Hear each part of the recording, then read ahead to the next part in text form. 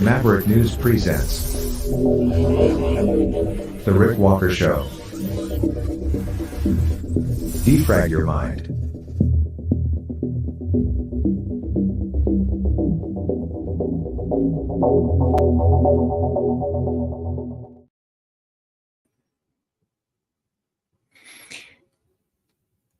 I miss the before times a lot.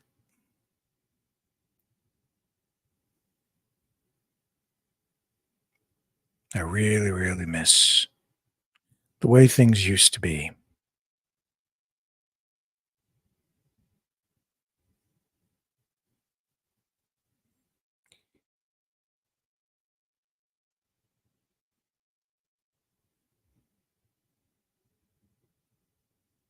We have a couple of nations on the edge, maybe a whole world. Donald Trump is on his plane flying to Georgia to be arrested.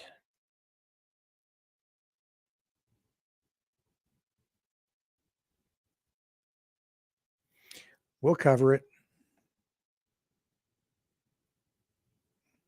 Is it real or is it theater? Feels kind of real. Feels like a powder keg. Every day, it just feels like a powder keg. Then sometimes it seems like the pressure is relieved, and then the pressure comes back, and it feels like it's ready to blow. Politics.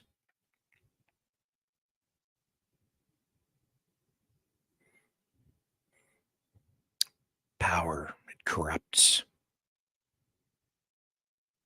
Brings out the worst in people. That's what we're dealing with tonight. I never thought I'd see times like this.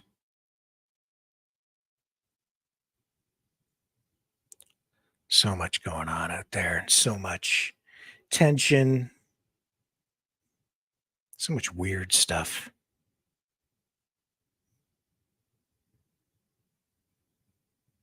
People want to fight.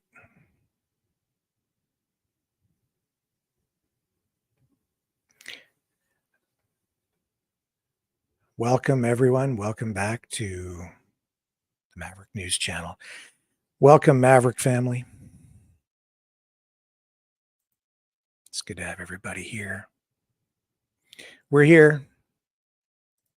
We're alive. We're kicking. August 24th, 2023.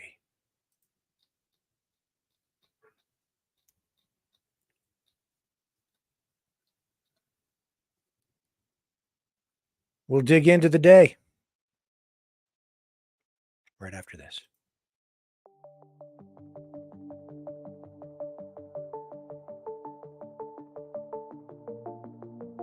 Greetings, brave Mavericks. Our quest for truth continues. We go beyond fake news. Together we expose propaganda. Together we pull others out of rabbit holes. We are maverick thinkers.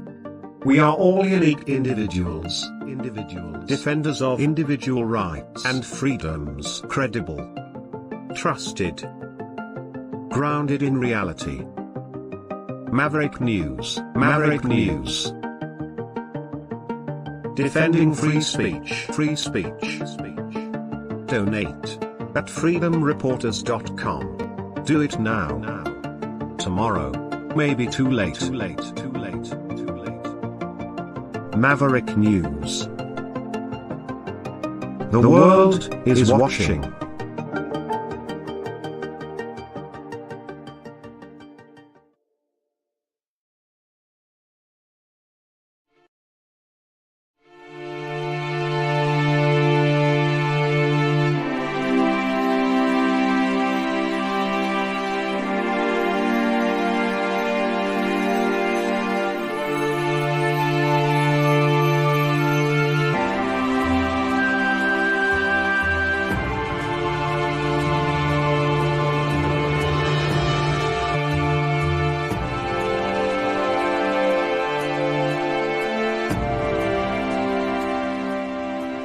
Maverick News.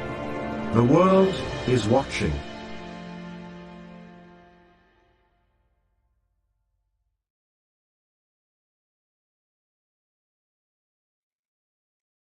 So Donald Trump is en route to Georgia. Yep, I guess they're going to arrest him. Take him to jail. Looks like they're going to get that mugshot.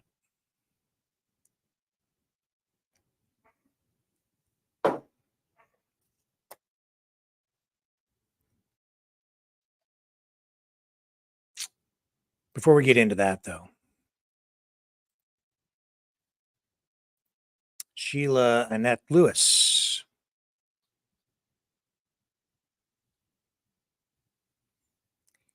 has passed away. Sheila, as many of you know, in our Maverick family, as many of you know, she was waiting for a transplant. She was not vaccinated. Because she was not vaccinated,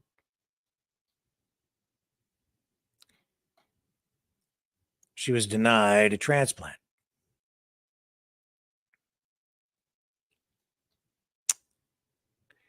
She filed a court application to the Supreme Court of Canada back in January, asking the court to hear her case against the vaccine mandate for organ transplant patients. That was out in Alberta, and Alberta Health Services and 6 doctors removed her from a high priority organ transplant wait list because she wouldn't take the COVID-19 vaccine. She was terminally ill and took a stand, not just for herself, for everyone, and would not comply. So she was told no transplant.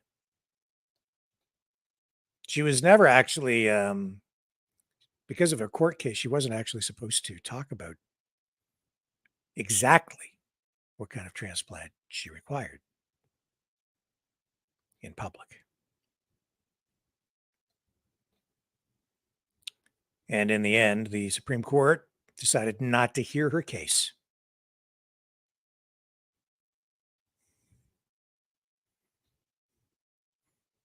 She did find a hospital in the United States that was prepared to do what needed to be done to give her the transplant that she needed, the organ transplant, but she had to raise funds.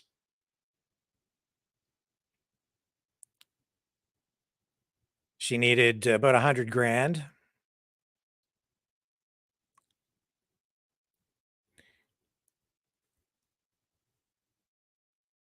Or thereabouts. I'm not exactly sure how much in total it would have cost.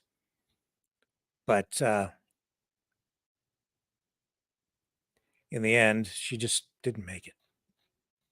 So she has passed away. The Justice Center for Constitutional Freedoms was providing some legal assistance and posted a statement, has posted a statement saying they are aware of reports that Sheila Annette Lewis has passed away. In their statement, they say, justice delayed is often justice denied. The decision to remove Ms. Lewis from the transplant list over her COVID vaccination status may have cost Ms. Lewis her life. Yeah.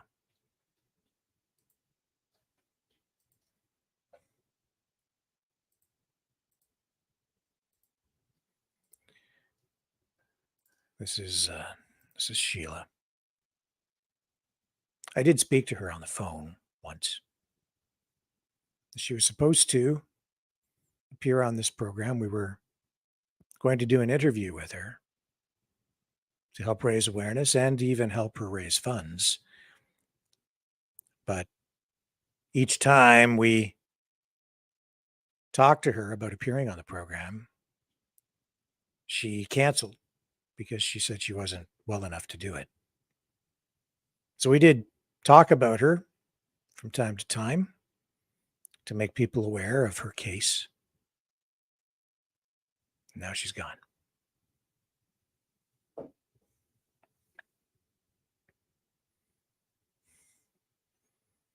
We still have problems in this country that need to be addressed in Canada and in the United States, around the world. In many respects, it feels like things are returning to normal, and it feels kind of sometimes like they have, but not really. We're going to have to work at this. This is not right. It's not acceptable.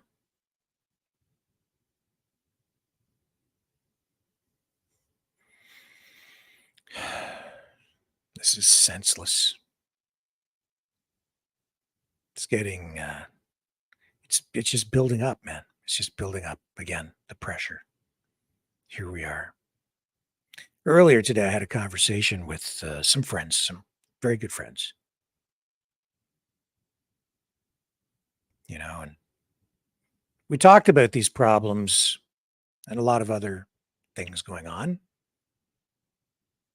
as we are sort of looking ahead to what's down the road for our country, for our communities. And I left that conversation this afternoon feeling pretty good.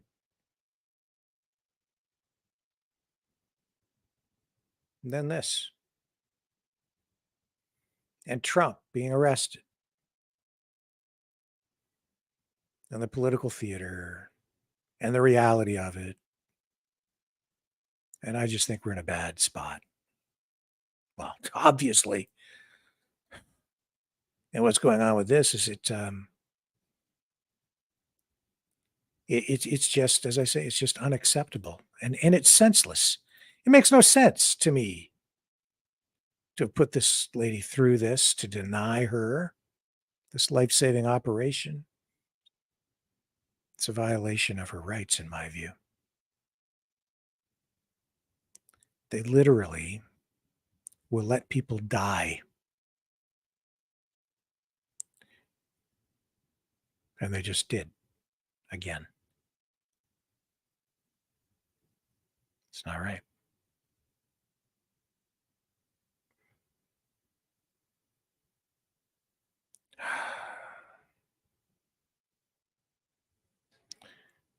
We're going to go to the phones tonight. We're going to get comments from you guys on stuff going on. There's a lot of news, but I just think we need to have a bit of a conversation. So we will. We will. 19 defendants charged by the Fulton County District Attorney, Fannie Willis, for their alleged efforts to overturn the results of the 2020 presidential election in Georgia, are in the process of surrendering to be booked. And then they'll be released from the Fulton County Jail. All of this happening before Friday's noon deadline. And Trump on his way. His bail has been set by a judge at $200,000.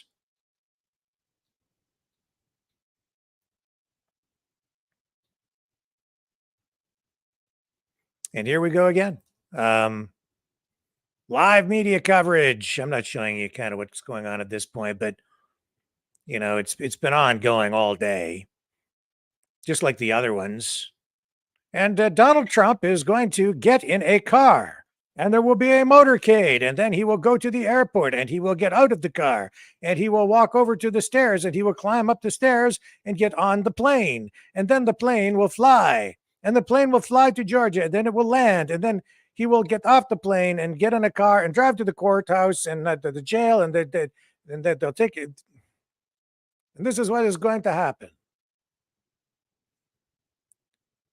It is Reality TV. For real.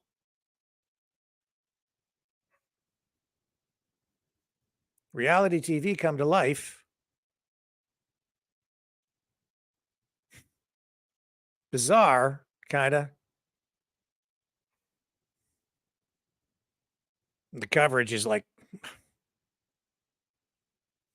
I don't know, man. Mainstream media, too. I've been watching some of it. And the way they're covering it, it's like they sort of, well,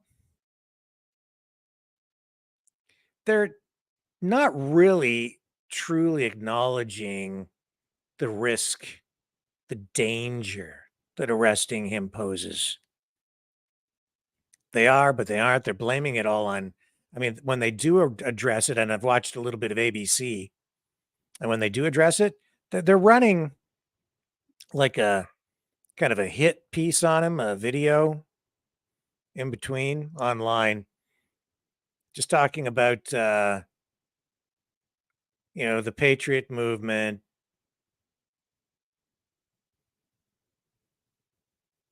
just painting him, just portraying him as the reason, the cause for honestly what the real risk is here is some sort of violence, maybe even like a civil war of some kind with them doing this.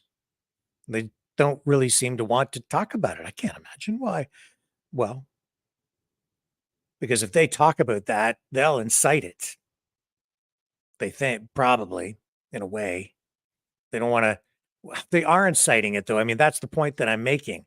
The DNC, the Democrats, Biden, by going through this exercise, that's what they're doing. They're the ones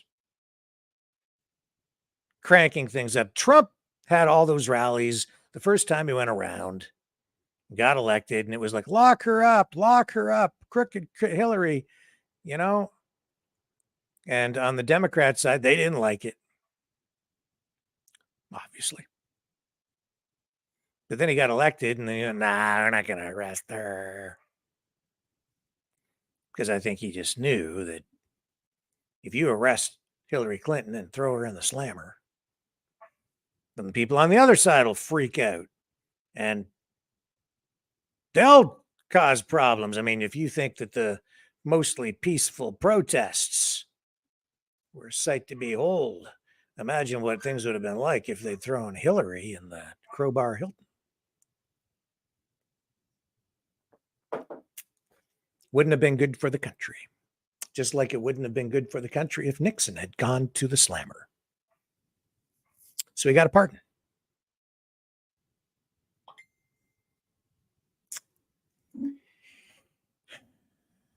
This time, I don't know. I've been saying it's kind of like political theater, but I think maybe it's more than that.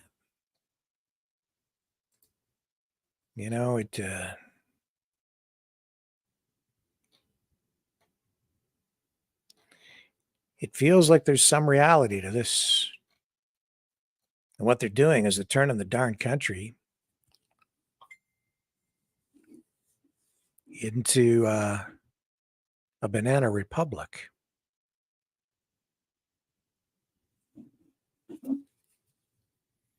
There's also been a mass shooting tonight in California. Motive still under investigation. Details just coming in.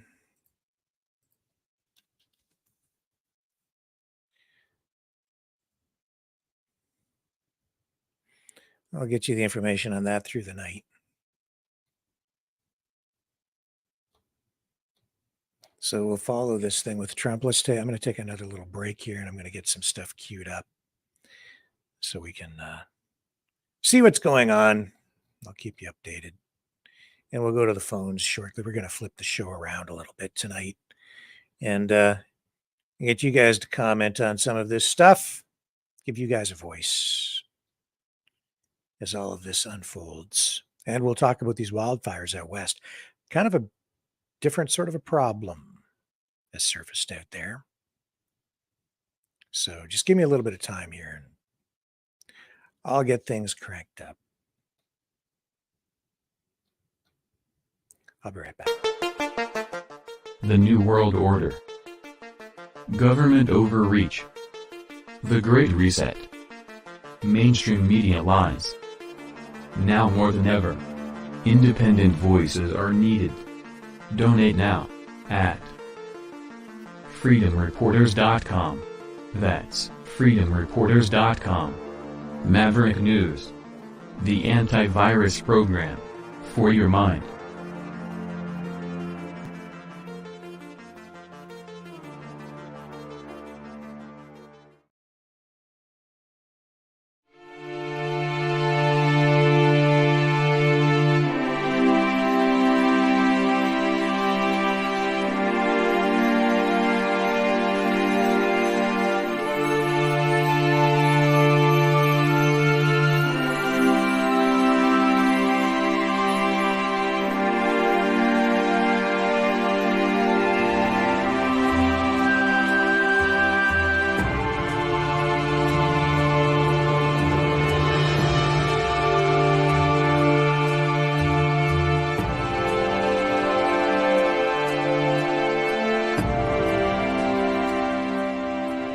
Maverick News.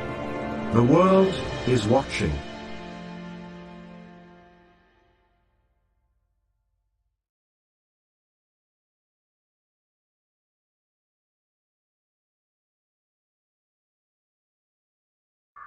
Hello, world. Are you awake?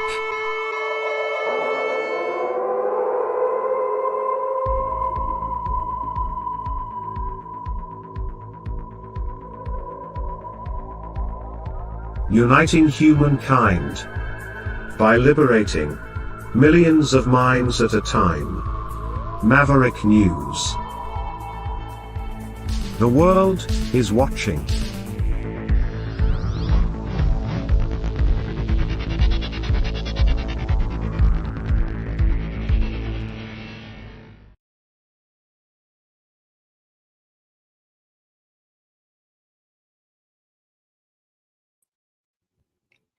Okay, I'm here. Before we get too deep into anything else, I've got another idea. I'm going to make a phone call, maybe a couple of phone calls before we get into all this Trump stuff. Hang on. Okay. Folks, I don't think that No, I don't need to do that. I need to talk to somebody. This is going to be a different kind of a phone call. Hang on a second here. Let's call my daughter. Dun, dun, dun, dun, dun, dun, dun, dun, dun, dun, dun, dun, dun, dun, dun, dun. Uh-huh. I wonder if she's home. I don't know. Hang on.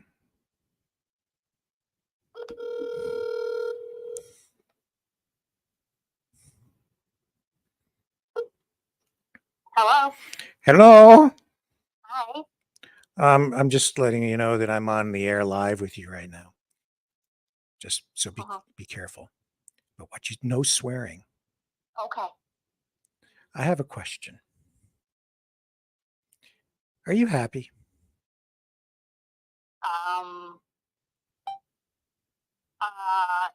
That depends on the day. Why?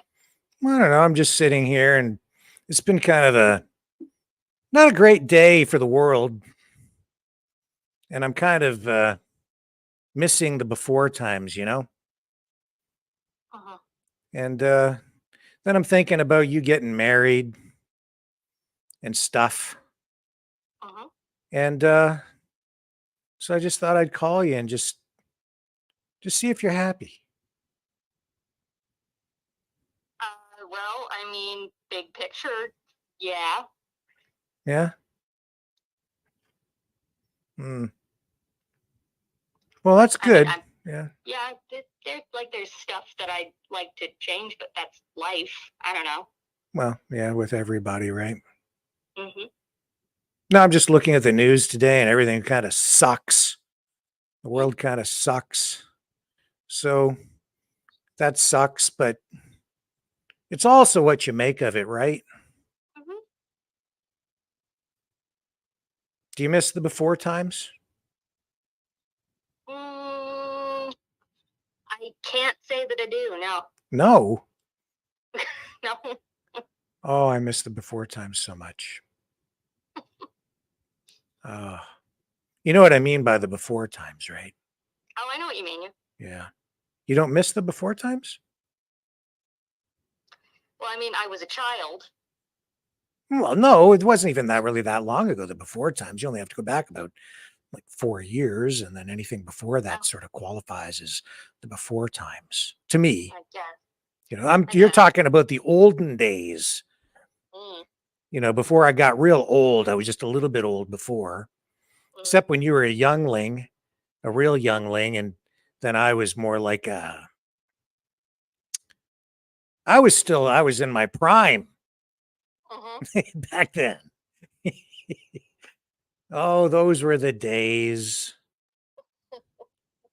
Things are weird now, though. Like today, Donald Trump they're going to arrest the guy. A fourth indictment thing. They're going to throw the guy in the slammer, maybe. How do you feel about that? You know how I feel about that. Well, you could tell me. You probably think it's a good idea. You think it's a good idea. I don't know what to tell you. You should go to jail. I'm sorry. Keep going. Well, he's on his way. No wonder you're happy. Yeah, I mean, if he's guilty of crimes, you should probably go.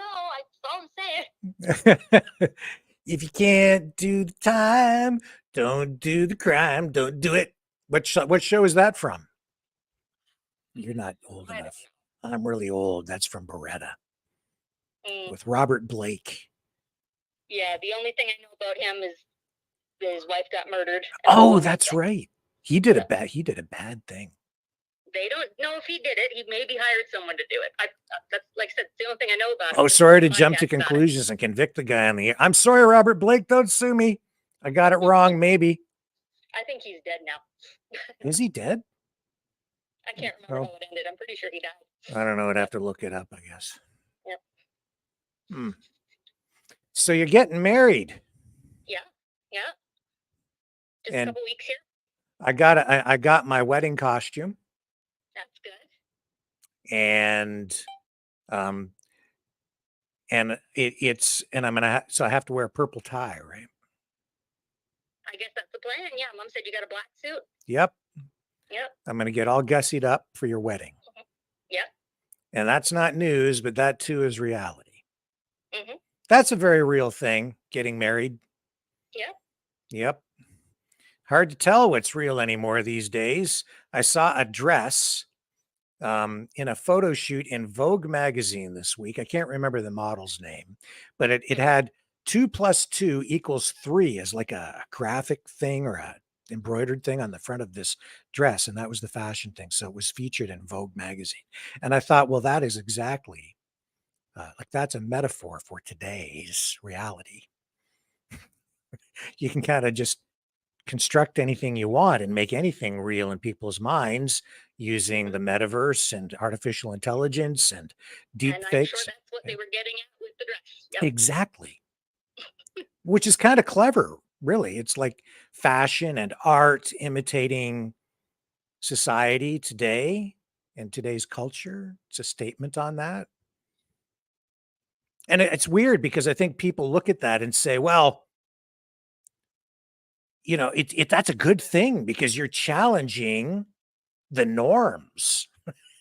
And I'm thinking, I'm not sure that that's a good thing because you're telling people that you can actually come to the conclusion that 2 + 2 = 3, and you can make that real, and that's okay and actually desirable.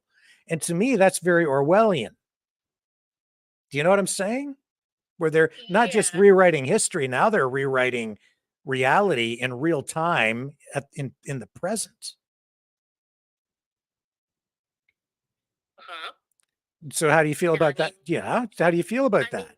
Yeah, no, I mean, I think that's, it really depends on who you think they are, Yeah, that's the thing. It's like you don't know who they are. It's like a secret cabal of. You brought up Donald Trump before he he's been doing that for years. Well, I suppose you could argue that. Yeah, I mean, he was in charge for 4 years. So and after now that he's out, we've got 2 + 2 = 3. But Biden's in there. They're both guilty, as far as I'm concerned, of this assault on mathematics. I don't Well, know. I'm not the person to ask about No, well, yeah, but what about reality, though? that. That's really what's at stake here. Mhm. This is a challenge to everything we hold dear in terms of what's real and what isn't. I mean, you know that in 1984, the book, right, by George Orwell, they rewrite Yeah. history, and then Yeah. they coerce people basically into accepting things that aren't true simply through repetitive information distribution and coercive psychological measures to convince people that things that aren't true, you accept that they are, and even though you know they're not true, you then say that they're true just to basically get them to stop torturing you psychologically. Mhm. And so when I see a dress that says 2 + 2 = 3, I'm horrified. Actually, I'm horrified. So Okay. I called you because I needed to feel better. Okay. That's why I'm Well, phoning you. I don't know how to prove to you what's real and what's not real, but I mean, I'm real. Yeah. Okay. Yeah. Yeah. Pinch yourself. Just make sure. Okay. Well, okay. I won't go on too much longer. People are probably thinking I've lost my mind, which is kind of what goes on this show every time I'm on. It seems these days. I'm just glad that you were at home and not working, so I could Yeah. talk No, to I'm at home right now. Yep. you. All right. Anything else I need to do for your wedding? I feel like Steve Martin, father of the bride, kind of. Except I've been kind of staying out of it. If you've noticed, that's that's the way I am, right? I know. Yeah. It's just Mom's been the one who I've been getting to do the stuff. So. Yeah. That's the smart thing. You don't really want me involved too much. Ah. Just kind of, I don't know. I'd probably cry and stuff. So I might even have been doing that in secret just a little bit. Oh, okay. No, yeah, no. I mean, when you come down, I just need you to help set up because we didn't hire anybody to do anything. So that's all I need from you. Oh, so you're gonna put me to work? Oh yeah, everybody's working. That's how we're affording it. Everybody's working. How does it see? There you go. Growing up impoverished in this family has built real character. That's okay. I don't mind pitching in a little bit. Okay. Just don't get me too involved in the planning and stuff, or I'll muck it up on you. It's okay. Everything's pretty much planned. I'll have diagrams to where stuff has to go. That's all I need. I just need people to put stuff in place. Diagrams? Yeah. Wow. You are organized. Good for you. I'm a personal assistant. That's what I do. That's true. A personal assistant. Mm-hmm. Well, I'll be there to assist you when the thank time you. comes. All right. I'll let you go. Okay. Love you. Love you too. I'm glad you're happy. Thank you. Stay that way. Okay. Because the before times are behind us. Mhm. The new times are ahead. And they're Mhm. gonna get better. Mhm. Love you, kid. See ya. Bye. Bye.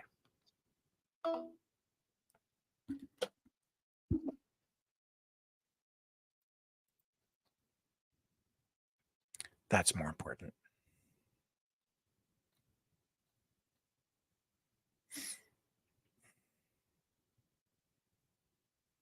Yeah. I'll be back.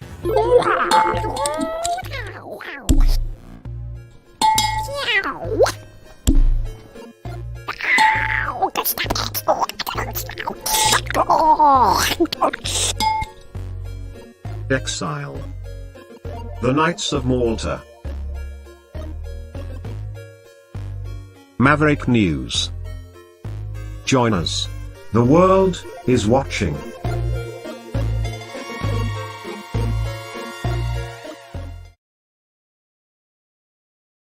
me see here.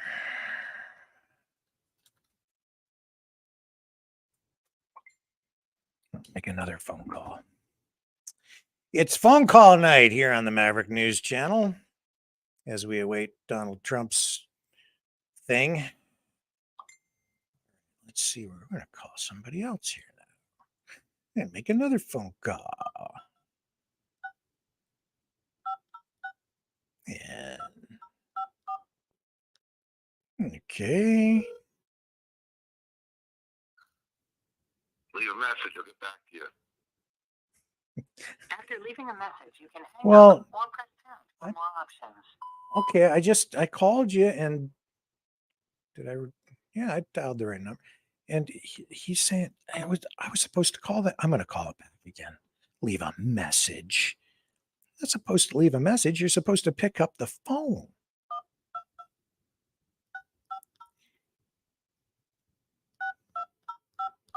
All right. One more time. Here we go. Who this? This would be Monsieur Walker. Eh? Ricky Walker. What's going down? Well, I'm trying to feel better in this crazy, stupid day of indictments and arrests and terrible news. I'm trying to find people who, I don't know, are going to just cheer me up a little bit. So that's why I'm calling you. Okay, here we go. I'll be like Santa Claus over here for you. Am Okay. I happy? Truly happy? Yes, I am. And people ask me why I'm always happy. Well, I've been with the same girlfriend. September 1st will be our 29th year, my friend. Wow. Okay? Boyfriend, girlfriend. I got 3 beautiful, healthy kids. I got a roof over their heads, food in the fridge, and I did it, okay, by going to work every day, being who I am, right? Yeah. So I'm happy for that. I'm happy with politics. I'm not happy with a lot of other things. But in my personal life, I'm happy, my friend. I might That's get it. 2 weeks off of work because we're slowing down a little bit.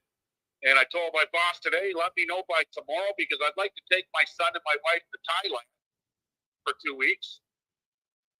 And he says, why Thailand? Because I like the food. He says, are you going for the girly boys? I said, no, I'm bringing my wife. Right. Good for you, man. Yeah, so I'm happy, Rick. Really. That's good. Yeah. And Leo, you sent me this video of the lightning. In that video, yeah. Yeah. Yeah, here, I'll bring it up on the screen. This was something else. This went on for 12 hours straight. I've never seen it like this in my life, okay? Been Wow. around for 53 years. I've seen lightning, I've seen fire, and I've seen the rain. I've seen sunny days that I thought would never end, okay? James Taylor for you. Yeah. But I've never seen it for 12 hours like this, guys. But something's going on. For 12 And the saga continues. 12 hours of This this? has been going on for Well, almost 7 hours, 1 folks. PM last night till I went to bed at Nonstop. 5 in the morning, so and it was going on even after that. So That's something. Yeah, I didn't see that here. We were an hour away from you and certainly did not see a light show like that here. Like, not that I was aware of anyway. I was inside, but it's pretty spectacular. 7 hours of this lightning. the first video I tagged you Nonstop. in, okay, This is was not on normal. work. Actually, you're running the show. Not for these Okay, till parts. about 12:30 last night, Yeah. and I was outside at about 11 p.m. I've only been around for I couldn't believe 53 what I was years and I've watching. never seen it go this long. What a light show! Yeah. So this was, I mean, you're down there in Windsor, Ontario, for our viewers who don't maybe know what we're talking about here, right on the Windsor-Detroit border. Wow, look at those flashes. And yeah, I mean, when you look at these flashes of lightning reflecting then off the clouds and stuff, it does show you the power of Mother Nature. And, you know, it also shows you how lightning can ignite fires too, right? The Viking Valhalla. The gods are We angry. get that lightning like this now. If we were saying it's heat lightning, I get it. I've seen heat lightning. I live in one of the most humidest parts of North America. Okay, we're probably second to Florida for humidity. Yeah. Okay, and we get the heat lightning, but not for 12 hours straight like this. Yeah, that is pretty weird. Yeah. Now, it could be a couple of things. It could be the Greek gods, okay, angry. It could be something to do with Prigozhin, Yeah. the warlord Prigozhin. It could be that Apollo guy who wants everybody to send him their money in the mail. The Klingons. Yeah, or I think my guess is Romulans. The Romulans. Yeah. Yeah. Definitely. The aftermath of this is pretty weird. As I was talking to friends all over Essex County today, there's mass flooding in the town of Essex, Harrow. There's a boil water advisory in Colchester and Harrow. Down River, what we say, has risen, okay, to crazy levels, right? So there's a lot of rain that came down in pockets in certain areas. Fortunately, me, I was the only guy on my block that never got flooded, so the power didn't go out, but my sub pump's better than everybody else, I guess. Interesting. Yeah, so pretty weird stuff, man, that's going on. Yeah. Well, I'm glad that I phoned you. I'm glad you said, phone me. Phone me. Yeah, I always got something to say to you, mister. Yeah, well, yeah. As for Trump, okay, his ratings went up 300%. Yeah. Okay, so they're building him up even bigger. And his interview, I thought last night with Tucker was spot on. He didn't make fun of people. Okay, it was pretty professional of him. Yeah. And that was the first interview I ever seen him that professional. So maybe you can't teach old dogs new tricks. And he's learning, right? So yes. I'd like to see him as a president personally. You know what? The war in Ukraine would end. Yes, I'm certain of that too. I think you're right.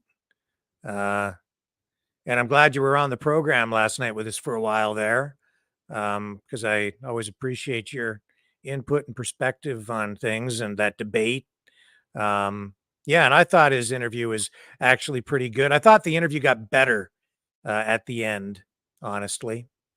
Yeah, he did a great job with Tucker. It was a smart move for him to move away from the what was last night, the convention or whatever now, where everybody was speaking at. Get away from that table. They're all a bunch of losers. DeSantis is probably the smartest one out of all of them. Yeah. Okay, but the rest of them, they're all losers. They shouldn't even be there. You got the head of the DEA, who's the Arkansas government, ex-DEA, Arkansas government. Okay, he's the governor of Arkansas. Didn't we have a guy named Bill Clinton running the country once upon a time? Yep, that's right. Where was he from? Arkansas. Yep. Okay, and there's a lot of scandal with the Clintons. There's a shit ton more with the Bidens. Okay, this fight, what's happening in Georgia is draining the swamp even more. Because I'll tell you, if he becomes president, there's going to be a lot of people with their heads on the chopping block. Yep. Because he's coming, and he's coming full strength. Okay, as for Hillary, the shit that she's pulled, okay, the Bidens, oh my God, the shit that they're trying to charge him with and keep him in jail with, the Bidens have done 10 times worse. Yeah. Well, they're definitely making a martyr of him, and in that way, they're making him stronger than ever. Well, I hate to say this on here because you're still on YouTube a little bit, but I'll speak in a different language. Mm-hmm. something's going to happen to Joe Biden, and it's probably going to be from his own party. Okay, let's say JFK style. Okay, and they're going to blame the right. Okay, and then really, you think that? Why not? They've done a lot of work. He's at the end of his rope now, by the looks of him, right? Yeah.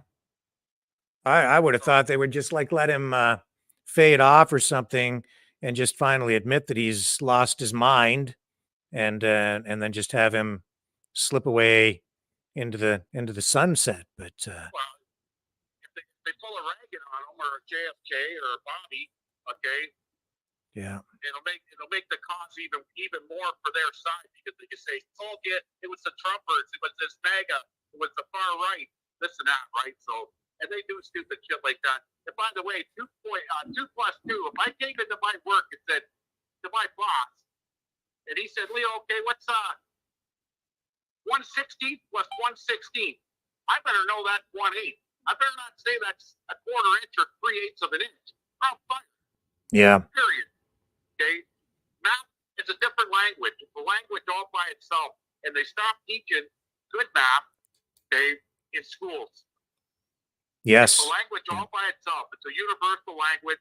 Okay, and I teach people from all different countries, Rick, that come in here, from Mexico, I got a guy here from Eritrea. I got another guy from the Philippines. Now, they don't speak English very well, but math is a universal language. And as a machinist, we don't care about your language. We care about your math. Okay, somebody says to me, "Leo, what's 7/8 of $1 million?" I know that's 875,000.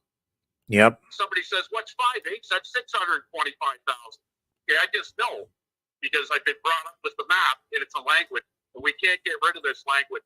And anybody that's telling you 2 plus 2 equals 3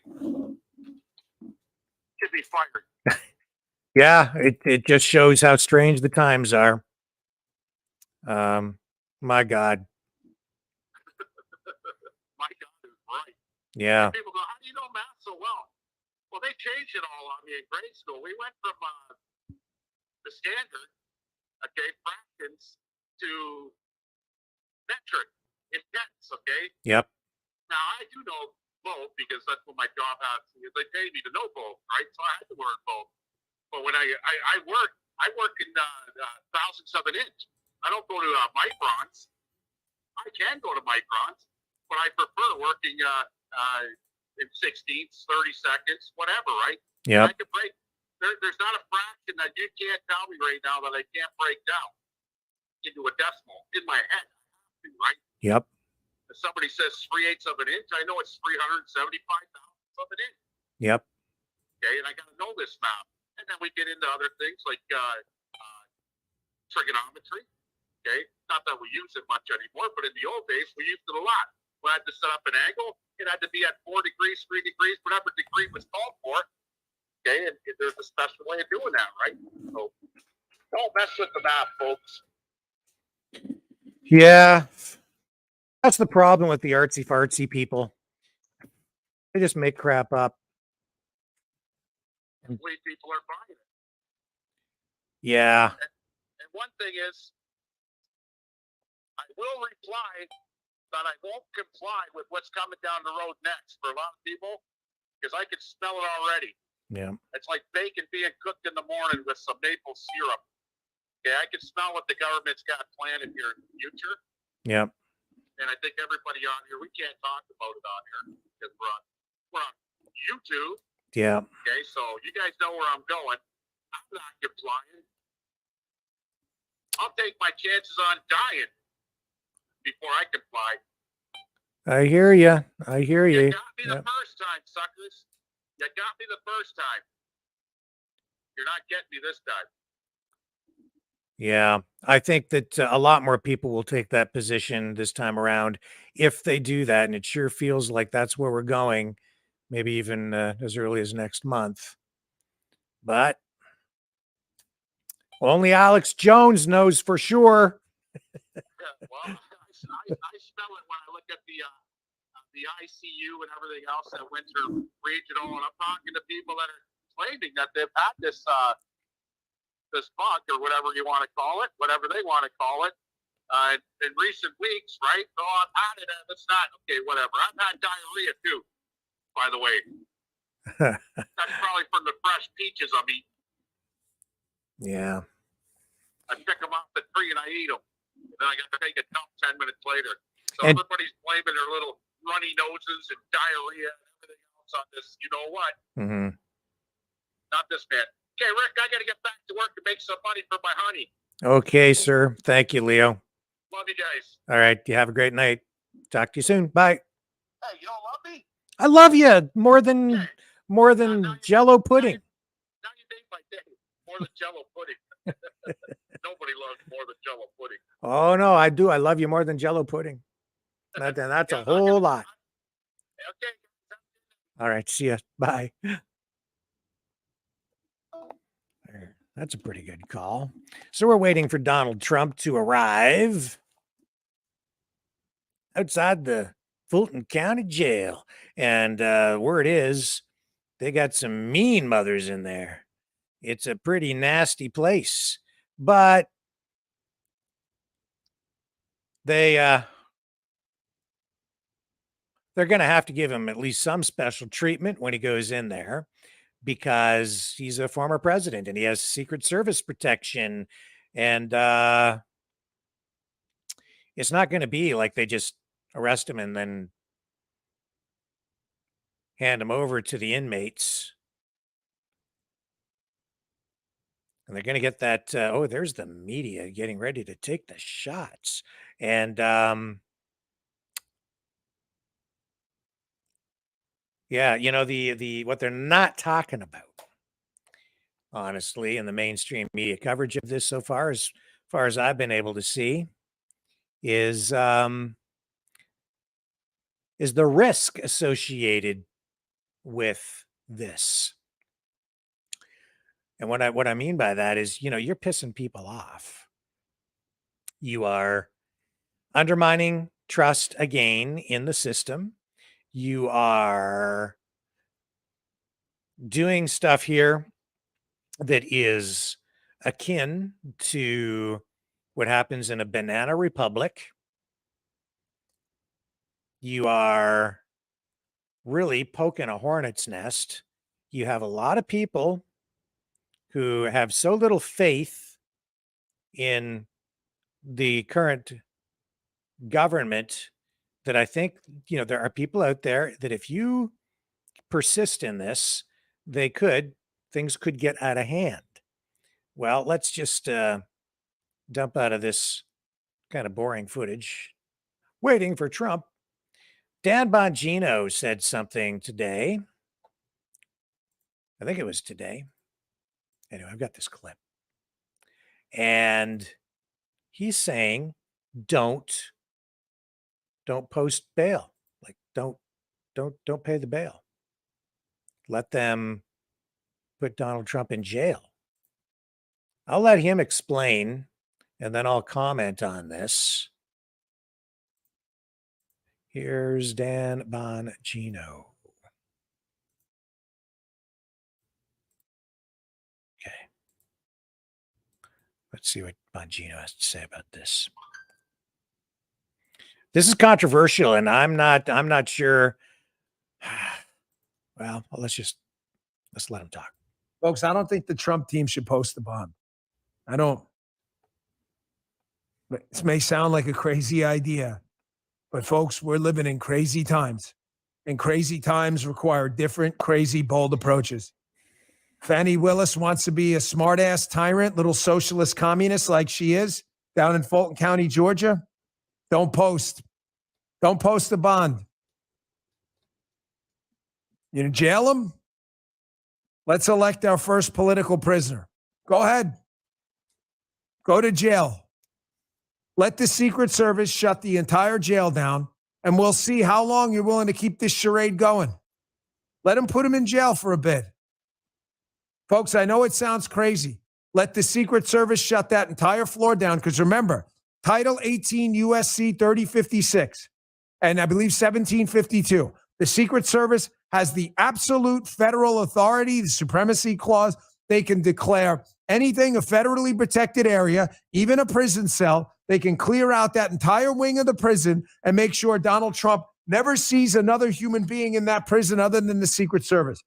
I wouldn't post. You may think it's a crazy idea. I don't think so. Folks, you've seen people around the world take a stand like this, and it's easy for me to say, I get it. I wouldn't be the one in a prison cell. But you want to send a message? Let's see. Let's see what happens. We should hold protests outside of that prison cell every single day. Don't post. Don't post the bond. Make them put you in jail and make them show America their asses and show America who they really are.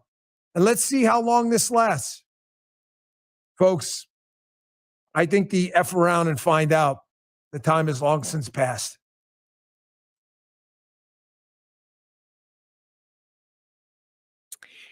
See why I'm like feeling a little low today? Because things are really messed up. That's actually kind of dangerous talk. I understand it. I don't even entirely disagree with it.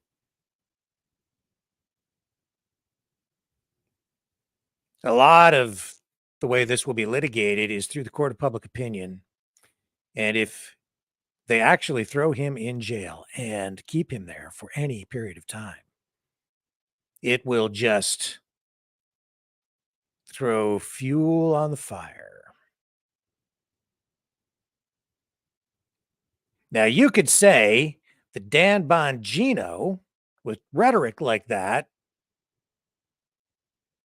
is being reckless and maybe even inciting. I wouldn't go that far. But it seems, you could also say that it's Bongino who might be responsible for something even as serious as the beginning of a civil war. Blah, blah, blah, blah, blah. Not saying he's saying that. I'm saying you could argue that. But the point is, you could argue that he's taking that kind of position, but I'd actually say it's the other way around. He's frustrated.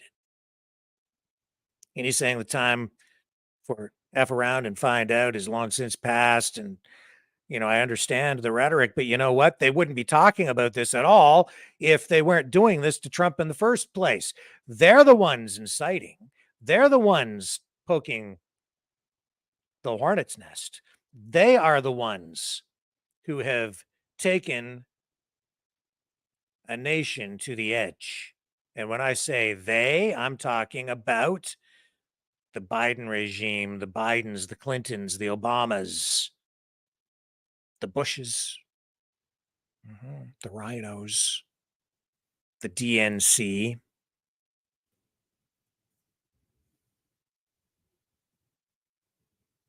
They don't care. They'll let the country burn in order to hold on to power. They don't care. So Trump, on his way to get arrested. I don't know, man. It's dangerous. It's very, very, very, very, very dangerous what's going on. You have a country on the edge and you're poking and poking and poking and poking. Now, it is like reality TV. No question about that. It's very dramatic, isn't it? Some people pretty upset. You keep on doing this. How far will this go? They shouldn't be doing this. This is not good for the country. If the administration, the regime, the Biden regime, really cared about the country, they'd let this slide. And they'd just take him on in the next election and let the people decide. Let this case be tried in the court of public opinion through an election. Because that's really what the whole thing is about. In the end, it's all about politics.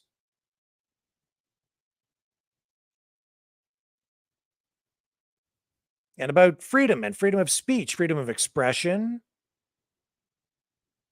It's about individual rights and freedoms, and even Donald Trump's rights, his right to legal due process, his right to actually challenge things. It even comes down to Sheila's rights. It's all kind of one and the same in the end, isn't it? Same issues, same problems. They wouldn't hear Trump's cases, they wouldn't hear her case. Two different countries, same kind of problem. Because it's all tied together in a way. No, it is. It's tied together. It absolutely is. So we're still waiting for Trump's arrival. Let's go back to live footage. And we'll show you what's happening outside the prison. Here we go. And yes, this is making him more popular than ever, rising in the polls. And he is facing a legal situation here that is very unusual, different than anything he has faced so far. This is his fourth go-around with this kind of treatment, but with 19 other people being charged at the same time. And we're talking about RICO, we're talking about racketeering. These kinds of charges makes sense to me that that's what they've done. That's what they're about to do. And they are making a martyr out of him. And, that's not wise. These things, they have a way of coming back and biting the people who perpetrate these kinds of activities. They have a way of coming back to bite the perpetrators on the butt. And I'll explain what I mean. But first of all, let's go to, here's some footage. ABC is picking this up. So here's mainstream media. Let's listen in just to analyze their attitude and their tone on this tonight. Ways on Donald Trump. Donald Trump is a germaphobe. He doesn't want to be around anything like that. So I know from my sources that's something they prepared him for. The mugshot is something that we're still waiting to see. Every indication is that he will get one tonight. Landing. And Donald Trump, as I've seen in real time many, many times, Stephanie, Donald Trump is a guy that we know is vain. He's a guy that, always wants to tweak the lighting, like the way he looks. So to think Donald Trump is just going to have a quick photo taken, there's no approval, no weighing in, no nothing. I think that's going to really hurt Donald Trump's ego tonight, among other things. And John, we're watching his private plane land right now in Atlanta. We should be seeing him in just a few moments. But as Aaron touched on just a few moments ago, this is historic. Prior to Trump, no former or current president had ever been indicted. It's not just historic, it's a freaking embarrassment what they're doing to him.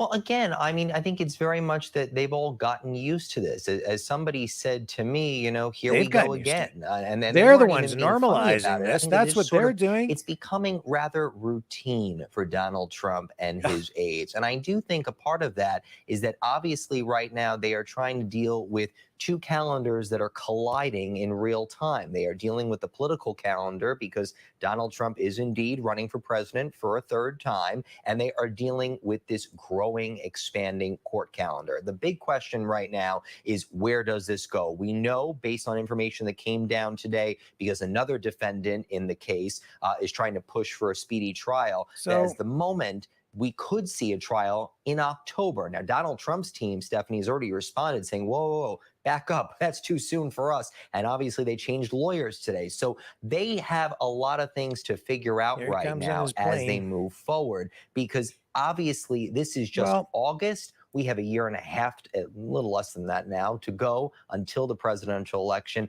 But to think that it's this case and 3 others and of course some other cases that he's dealing with here in New York. He's got a lot to figure out right now as this all moves forward.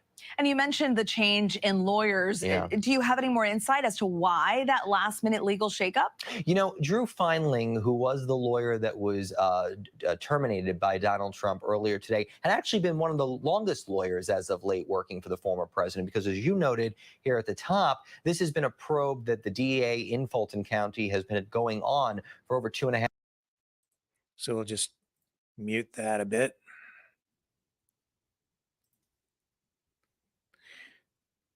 They don't like him. At least they don't seem to. But you know what? I think it's a love-hate relationship. This is what they're doing here is so good for the mainstream media. They are profiting from this. He's building their ratings again. Trump is back. Oh, it's so good for the MSM. They've been talking about this all day long. And really, at this point, it's kind of boring.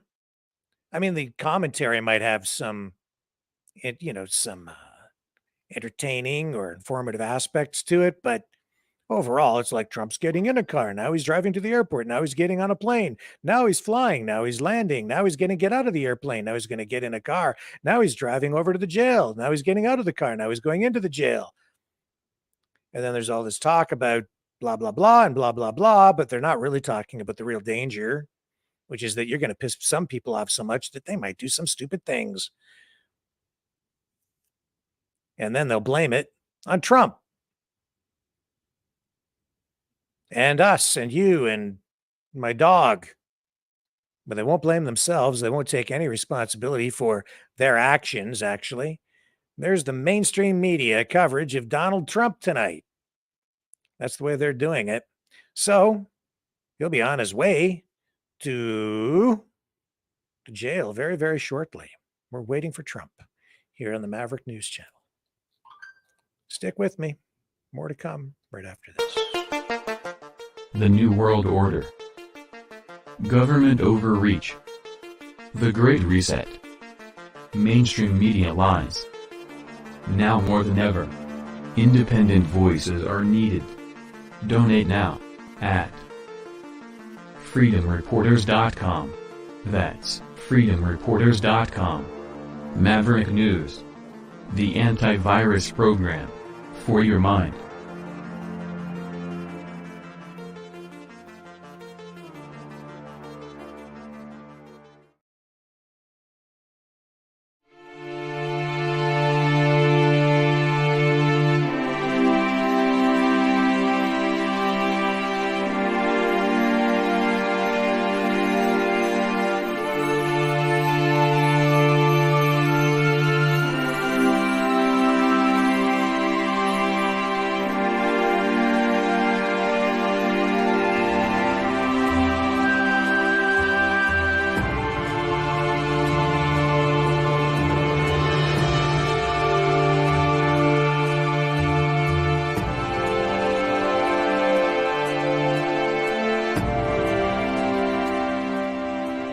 Maverick News. The world is watching.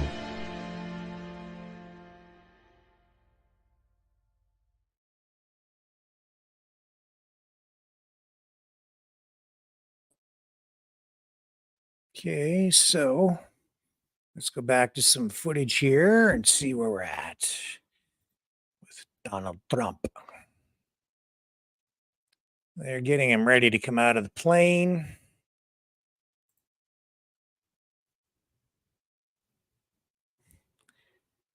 Hang on.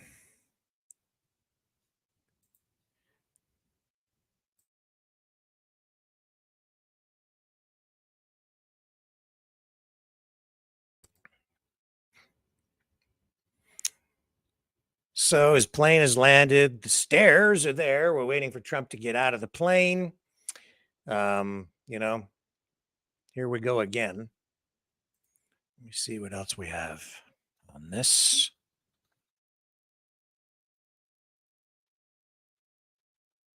I don't know if you guys watched the coverage last night of the debate that we had, but there was something that was said by I think it was Tim Scott. Tim Scott. I'm pretty sure it was him. And what he said was that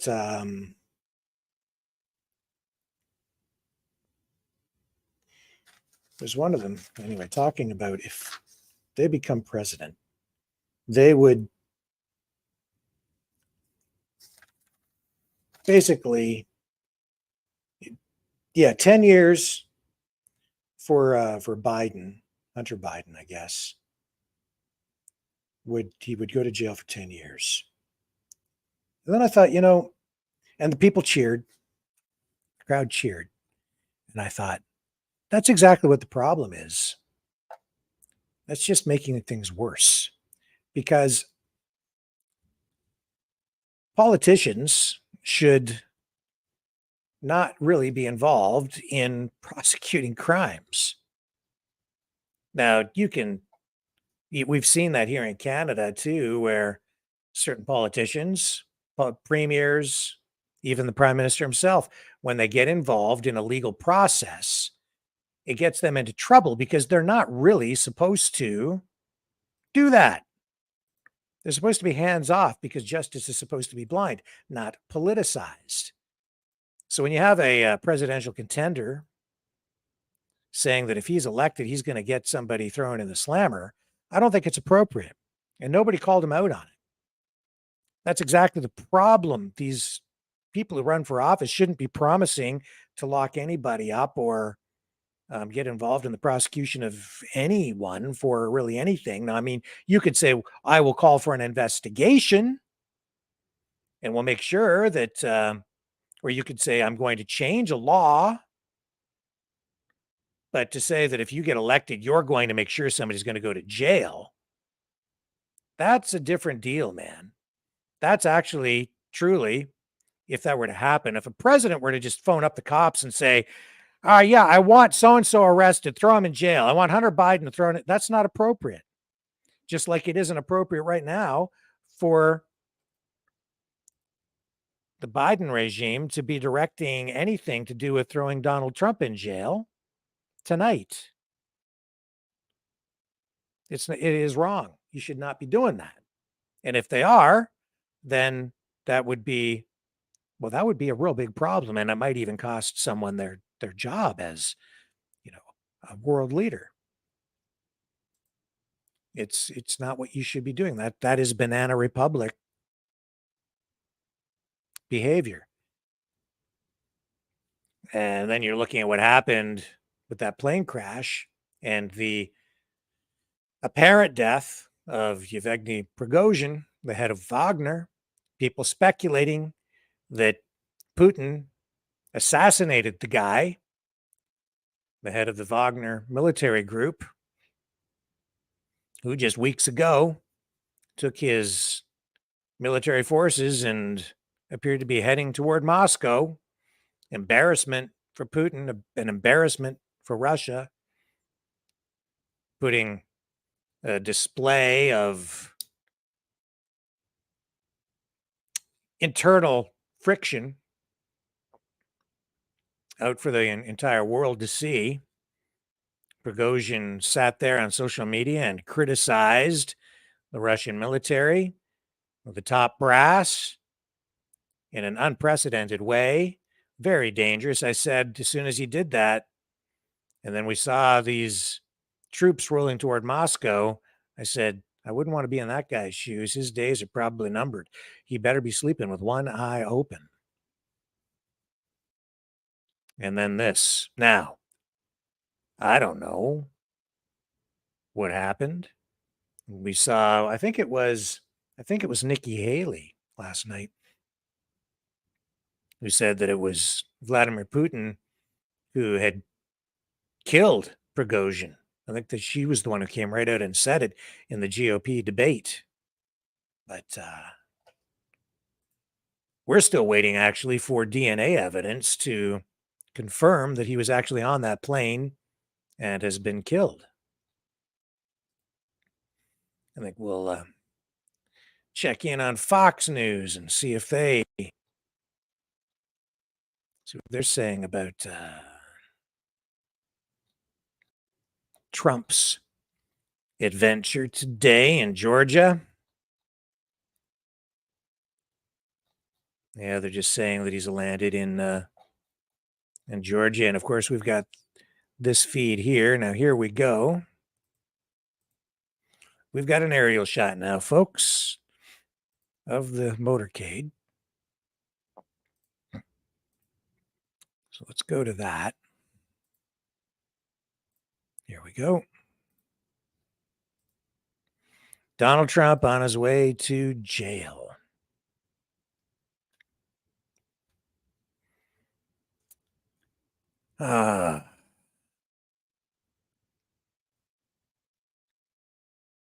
Bad idea. Because as I said, sometimes these things, people who jail their political opponents, sometimes it comes back to bite them on the butt. If you go back and look through history, you'll find a long list of world leaders who have been jailed and only to come back stronger than ever, like extremely strong. Napoleon, he was imprisoned briefly during the French Revolution. He later escaped and then became the Emperor of France. Joseph Stalin, he was exiled to Siberia several times by Russian authorities before eventually rising to become the leader of the Soviet Union, one of the most powerful political figures in history. Nelson Mandela, he was imprisoned for 27 years by the South African apartheid government before being released and becoming the president of South Africa, symbolizing the end of apartheid. There are many others, even Vladimir Putin, president of Russia, worked for the KGB, later held various political positions. Before becoming the president, his specific imprisonment history is disputed and controversial, but he makes the list. Perhaps the most famous in history, the most famous political figure in history to have been imprisoned, only to be released and then to rise to power, would be Adolf Hitler. And this shows also why it's dangerous to imprison your political opponents. Hitler was arrested and jailed for his involvement in the failed Beer Hall Putsch, also known as the Munich Putsch. The Beer Hall Putsch was a coup attempt that occurred in 1923 in Munich. His National Socialist German Workers' Party, the Nazi Party, planned to overthrow the Weimar Republic's government in Bavaria and establish a nationalist government in its place. So this beer hall incident, triggered by political and economic instability in Germany after World War I, as well as Hitler's belief that he could capitalize on public discontent to seize power. That's what triggered that whole incident. So they saw him as a threat. They got a hold of him. They threw him in the slammer. So then when he was there, that's when he worked on Mein Kampf. He had a trial. During the trial, he used the courtroom as a platform to present his political ideas and beliefs. He was found guilty of treason. Are you learning anything, folks? And sentenced to 5 years in prison. He served only 9 months of that sentence. And as I said, that's when he went to work and wrote Mein Kampf, which outlined his ideology, his views. It laid the foundation for his future plans for Germany. His time in prison allowed him to further develop his political strategies, refine his ideology. And then after he was released, he focused on rebuilding the Nazi Party and pursuing political power through legal means. And in no way am I comparing Hitler to Trump. I am just pointing out that a lot of different political figures through history have been jailed only to emerge stronger than ever. In the case of Adolf Hitler, his rise to power continued in the following years, culminating in his appointment as Chancellor of Germany in 1933. And once in power, he dismantled the democratic institutions of the Weimar Republic and established a totalitarian regime that eventually led to World War II and the Holocaust. You see, for every action, there's an equal and opposite reaction. And that's the law of nature. But I would say when it comes to politics, sometimes for every action, you get a reaction that is not equal and opposite. It's just opposite and sometimes amplified. Sometimes it makes things worse instead of better. And in this case, I think they're making things worse for the country.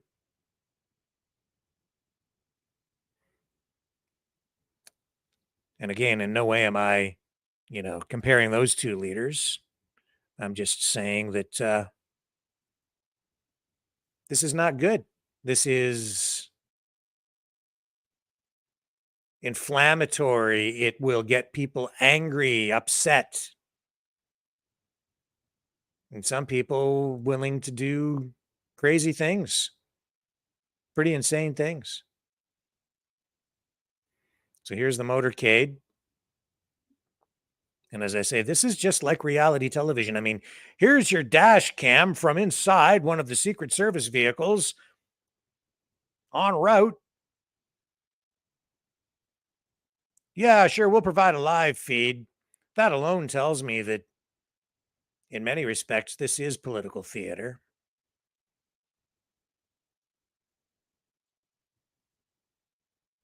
And again, this reminds me, I've said this in the past when we've been covering exactly this kind of content. This is very much like watching the OJ Bronco chase. And here it is again, building ratings for the networks. Thank you, Donald Trump. They should be thanking him. This is free content for the networks. This is reality television. This is 2 + 2 = I don't know what. The sum total of what we're viewing here tonight is yet to be determined. Indeed, the ramifications from this may not become totally apparent for months or maybe even years, maybe well beyond the next election, the next term of whoever emerges as president could reverberate through history for decades. Who knows what the ultimate effect on the republic will be?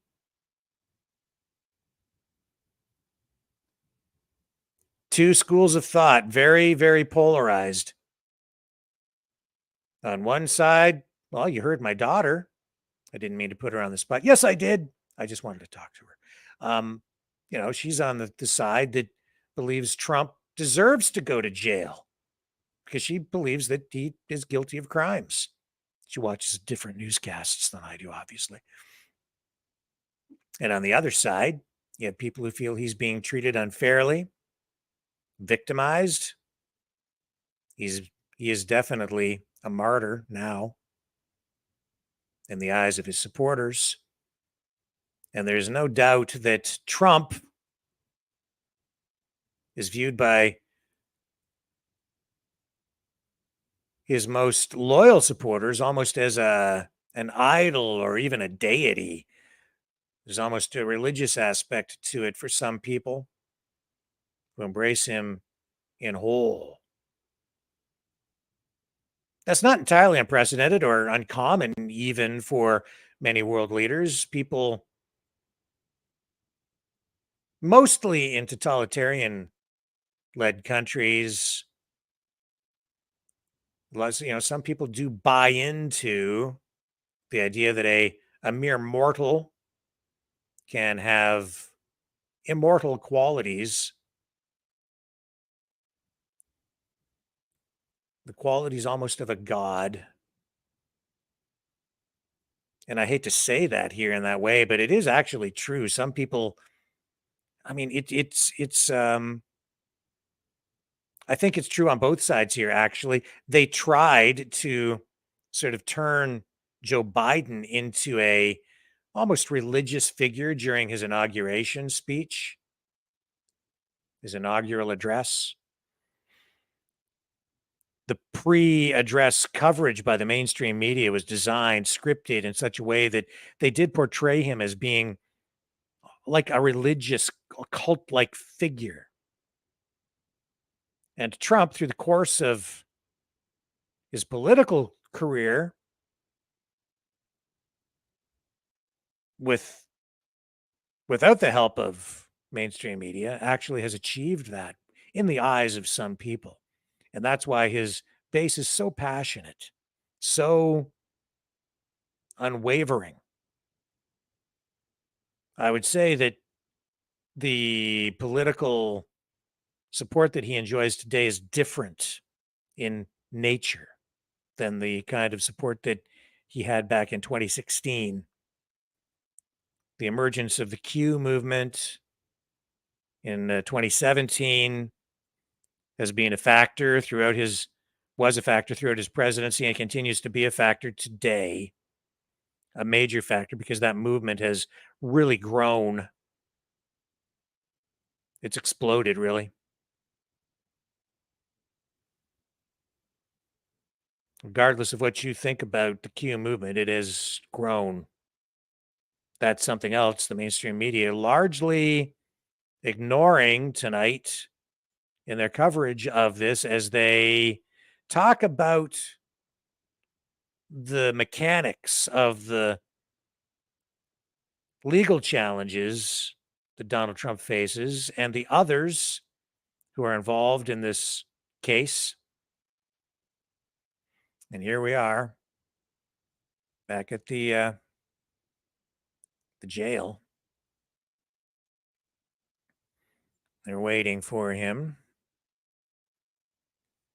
I remember the first go round with Trump a long time ago, it seems now, as he was running for the nomination. A friend of mine, politically minded, ran for mayor perpetually, never was elected in my hometown. He's passed away now. He was a friend of mine. And he thought that they would attempt to assassinate Donald Trump, as many people did at the time. It was quite a long time ago now. It's hard to believe it was that long ago. You're going back to 2015, 2016, almost like 8 years ago. Almost a decade has passed. I remember he phoned me and we just had a long conversation about Trump. And I said, what do you think they're going to do with him? And he said, I think they're going to kill him. They never did, of course. They haven't done that. I'm pretty sure that would be a dumb idea. Boy, talk about making a martyr out of somebody. It wouldn't be smart politically on their side to do something like that. Because, of course, if you eliminate a leader like that, the political movement itself would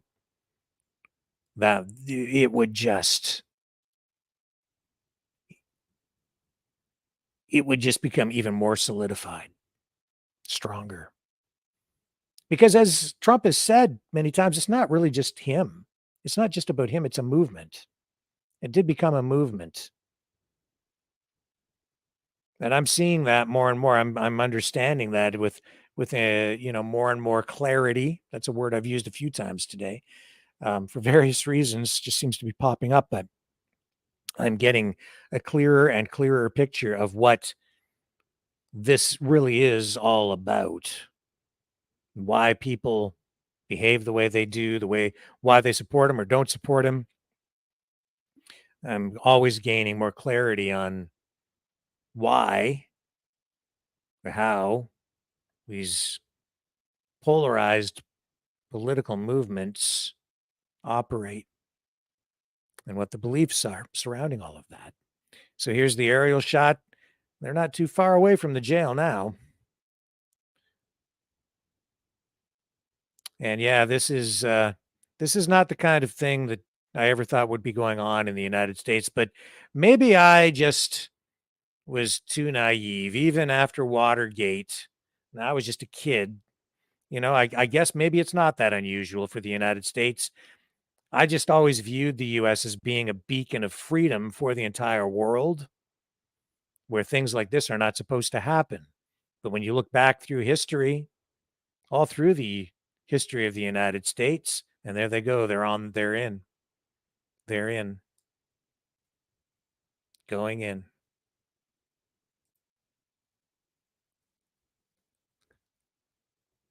Lincoln was assassinated, JFK was assassinated, Robert Kennedy was assassinated.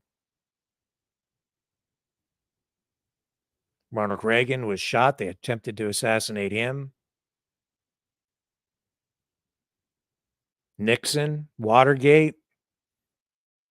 I don't know how you feel about that, but I think in the case of Nixon, I'm not so sure justice was served or the country was properly served there, but he resigned because I think he knew, well, he did, and there are recordings about this in the Nixon tapes that show, I think he really did have the best interests of the country in mind, which is why he resigned ultimately, so that they wouldn't have to go through too much of this kind of stuff. But even though he resigned,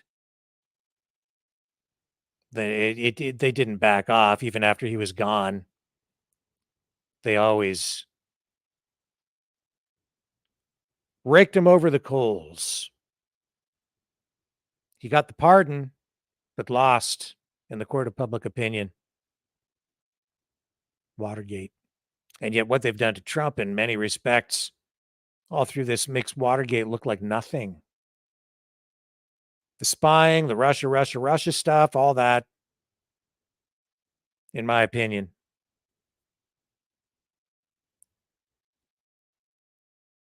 When he said that his phones had been tapped and then it was proven that that was the case.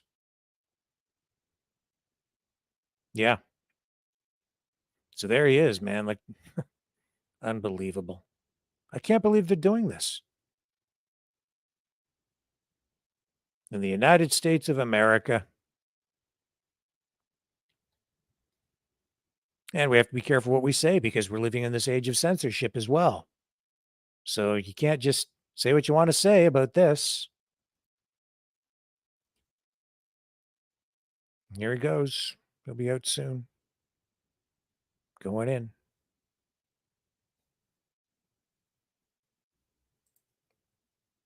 Aerial shot.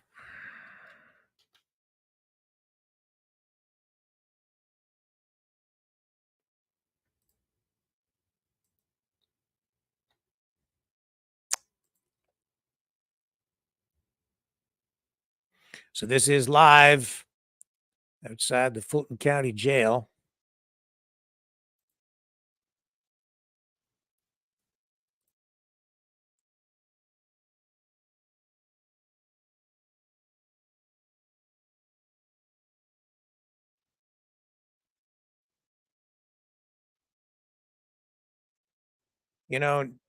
Some people were talking on mainstream media too about how Trump was free and, when this is going on, that he won't be a free man. Like, you think about it, there is some to some degree here,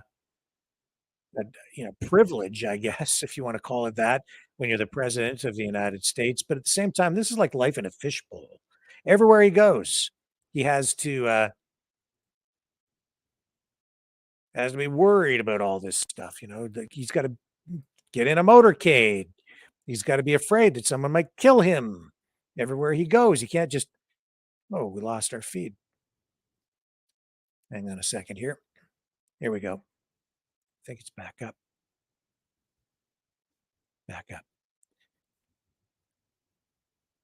And I think he recently said that he hasn't actually driven a car himself in like 9 years.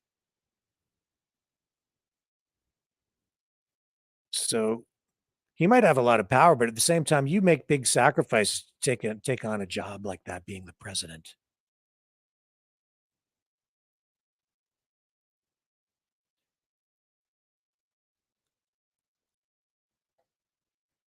And we'll take this banner down because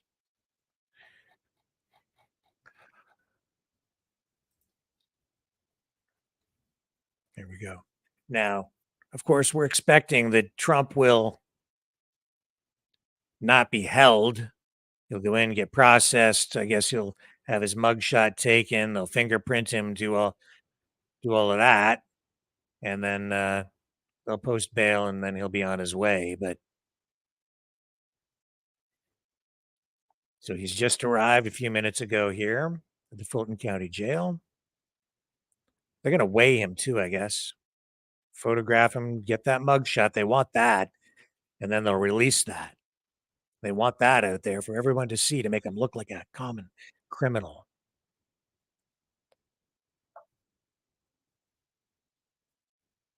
That's really key for the Democrats, for the Biden regime, for the deep state. Get that mugshot, get that out there. It'll be plastered all over media. You'll see.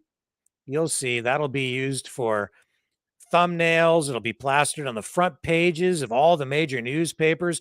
You look at the front page of the New York Times tomorrow morning. Oh, you won't have to wait.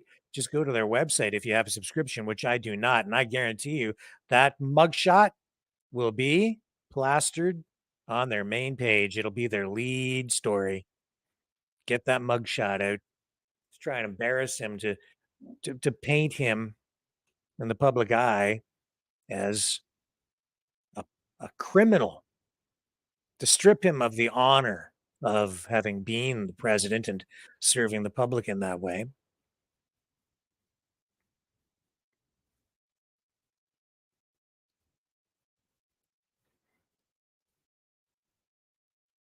No. And then, of course, some people wondering if Trump were to be elected, would he just pardon himself if he were in jail or still going through this legal process or whatever might happen after the election? If he's elected, could he potentially pardon himself? Well, they're saying it could be because of this happening in Georgia and the way these laws are written. It would be a long time before he could actually be pardoned in Georgia.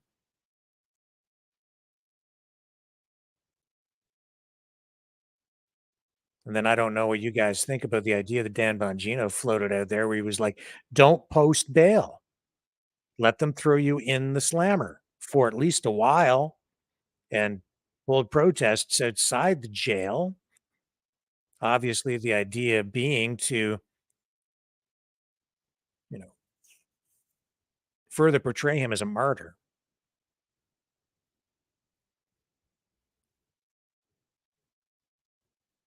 And, he's still entitled to his Secret Service protection. And that means they have to treat him differently as they process him tonight.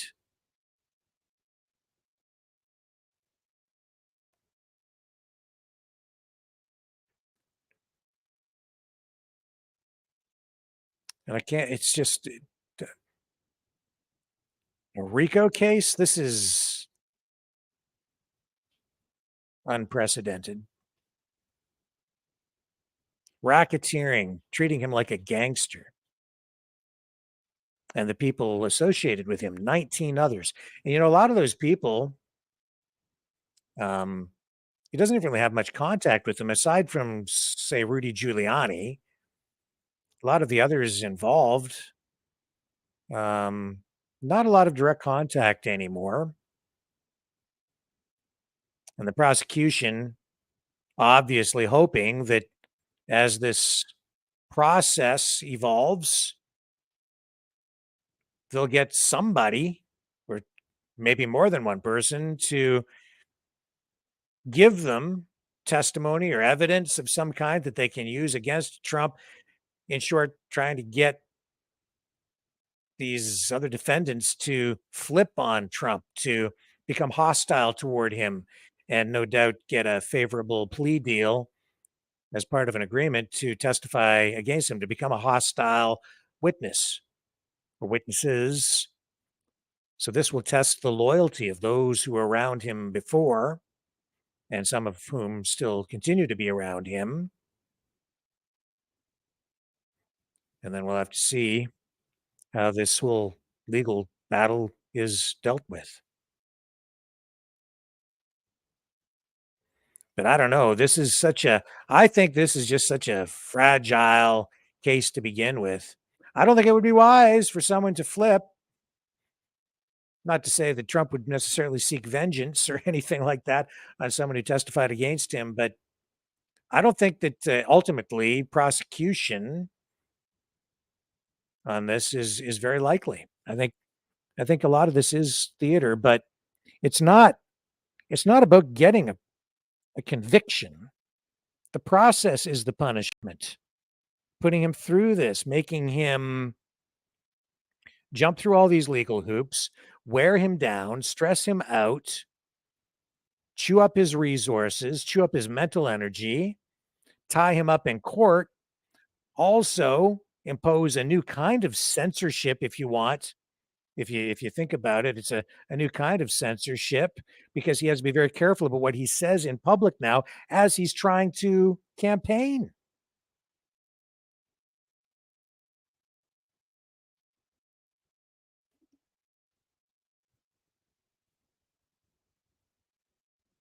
Because there are restrictions that are going to be imposed on him. And even just because he's now part of this legal process, he can't just go out and say whatever he wants because anything he says can and will be used him in a court of law.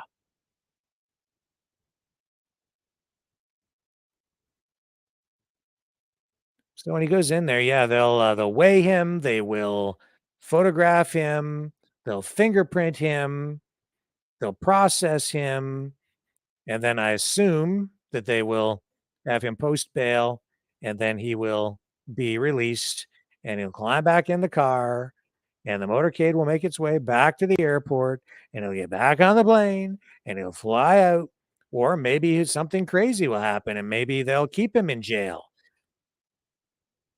Maybe he'll refuse to post. I don't know. I don't know.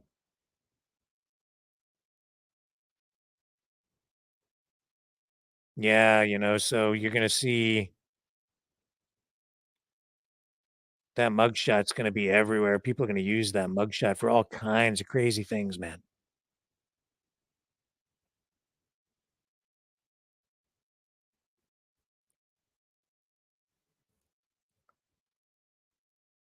So look for that mugshot. That'll be one of those. It'll be one of those defining cultural moments for our time, for this era. That picture will resonate through history from this day forward. When they release that mugshot, it will become part of culture. This is part of our culture. It's not just politics. It's a reflection of the country and the state of mind of people, the attitude, the climate. Not the climate. I'm talking about the political climate, the social climate. And then that picture comes out, and I don't know, probably end up on T-shirts. Hang on a second here. Hello, I'm on my show right now. You're live. Who's? That's okay. Oh, no, no, it's okay. This is my mom calling, everyone. Hello, say hello to everyone, Mom. Hi, everyone. Oh. I just wanted to talk to you for a minute and Okay. let you know about what happened at the doctor. So I'll talk to you later. Okay. All right. Thank you. Sorry to bother you. All right. All right. I'll be on the air for quite a while tonight, so I'll have to call you in the morning unless you want me to call you late tonight. No problem. Everything's fine. Okay. Okay. Thanks. Love you, Mom. Sorry about that. Okay. Right. Bye-bye.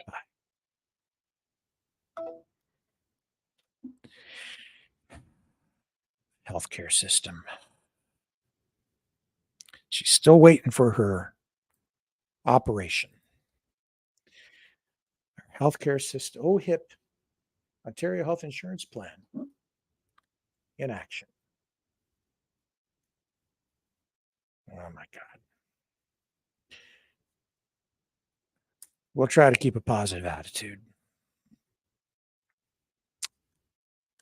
That's not news, but it is. And that's definitely reality.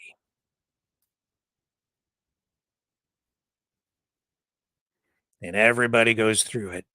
It's all part of life.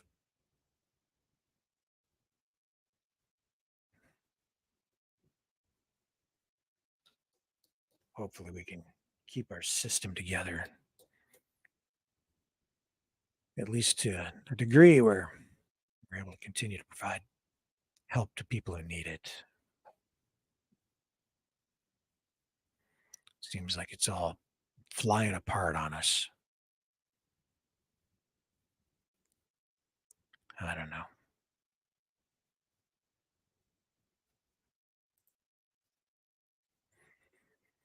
Yeah, 19 others charged alongside Trump. And we're just waiting for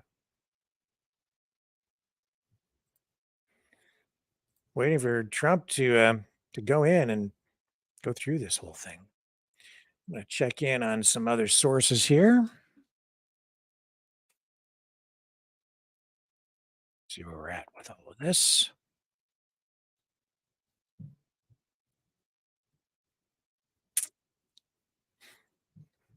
Well, I can also tell you that pilots from Ukraine have arrived in the United States for F-16 fighter jet training. That'll start sometime next month, in a couple of weeks, I guess.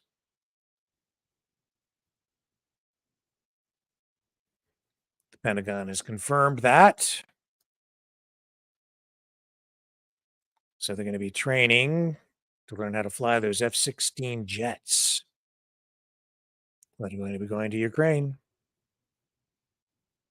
The training in the U.S. is expected to run alongside a program led by Denmark and the Netherlands in Europe. The Pentagon said last week that it was going to host a training in the U.S. if capacity was met in Europe.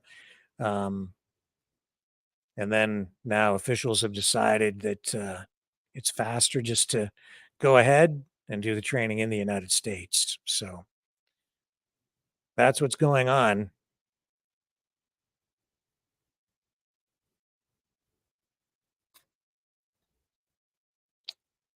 So the escalation in Ukraine continues.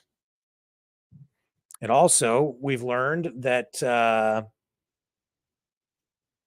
Nicaragua has given the green light to the creation and construction of Russian military bases in that country. And it looks like they could be stationing cruise missiles in Nicaragua. They are certainly able to hit the United States with such missiles from Nicaragua. Mainstream media not talking about this at all.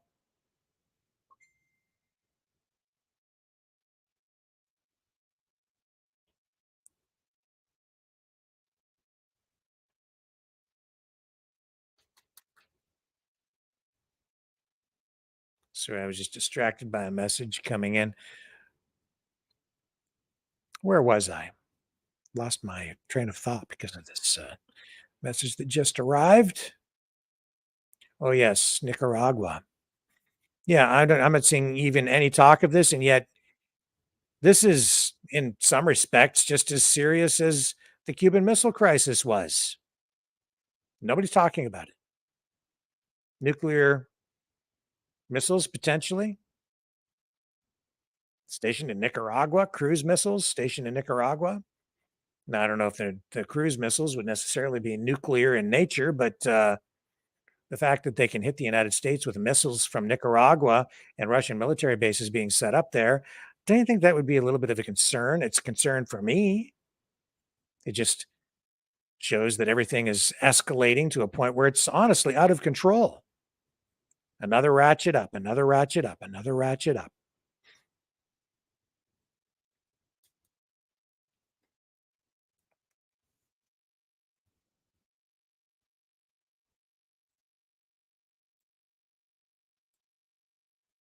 Yeah.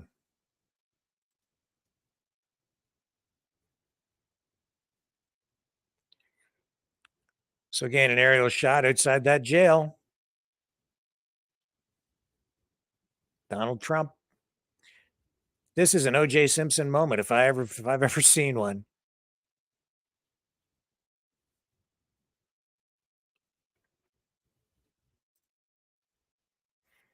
ABC, CBS, The Independent.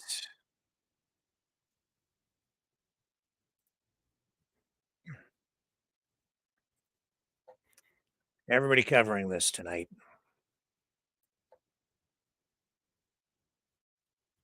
So apparently he has now been booked and released.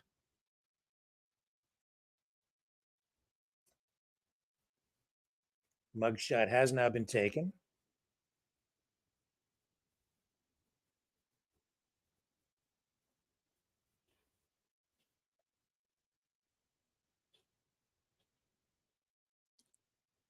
So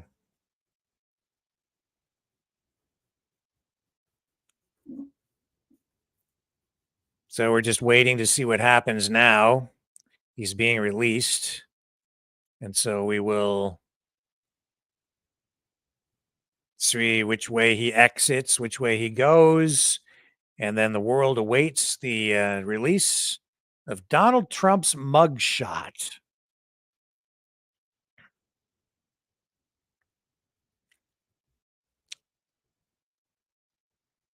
Yeah.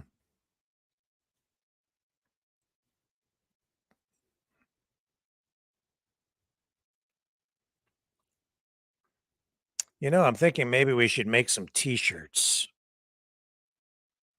Yeah, make some t-shirts with the Donald Trump mugshot on it, and we'll say free Trump. Who wants a t-shirt? Anybody want a Donald Trump t-shirt? It says free Trump with his mugshot on it. We have to get our Knights of Malta t-shirts made too, but we could turn those. We could definitely get those free Trump t-shirts done up pretty quick. And the motorcade's leaving. Wow. They've gone and done it. So demonstrations, have been taking place in the area around the jail, people protesting.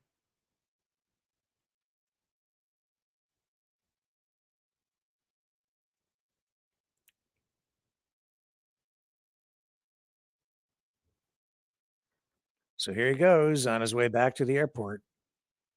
He'll be going back to Bedminster, New Jersey.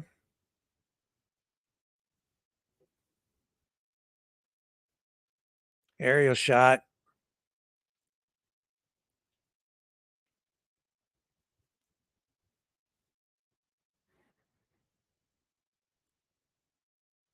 And what do you guys think? Let's go into the chat.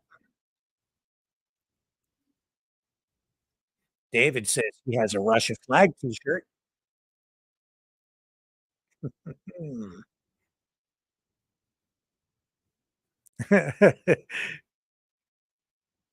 Cornell Custom Train says, I was at Trump's booking and all I got was a lousy t-shirt. So there you are. Donald Trump released at 7:56 p.m. Eastern Standard Time on this 24th day of August, 2023.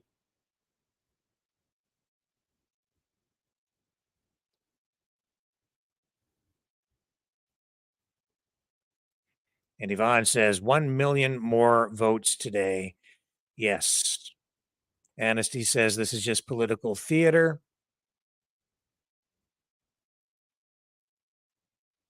Rise says it's a travesty. Yep.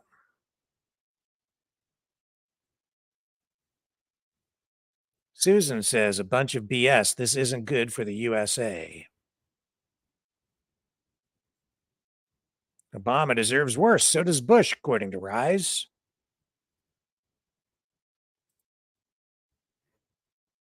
R563 says, I'm an accelerationist. I almost hope they do lock him up.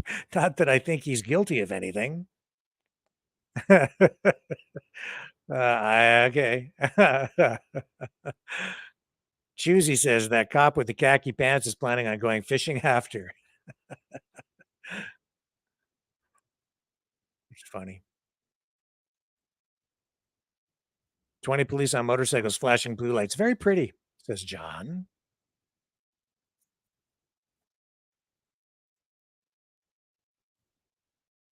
And Dodgy Gift says 99% of people can't dress, said the Aboriginal. I don't know what the heck that means.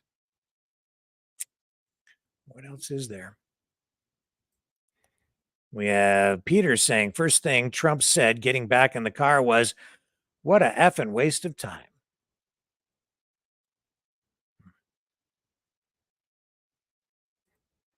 And Vicky says, sad day for real democracy. Yep. Let's see what we've got over here.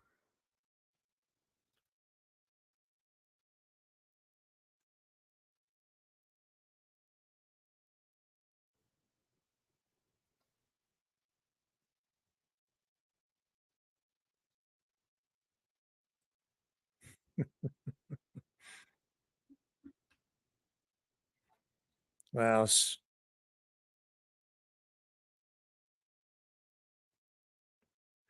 some people still have a sense of humor. There's some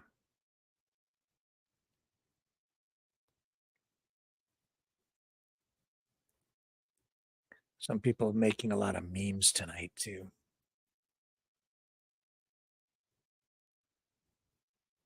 Yeah.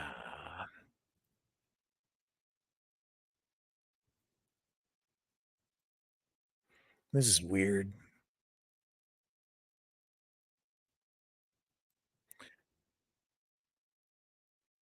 I'm going to show you a clip here of some of the protests and supporters outside the jail here.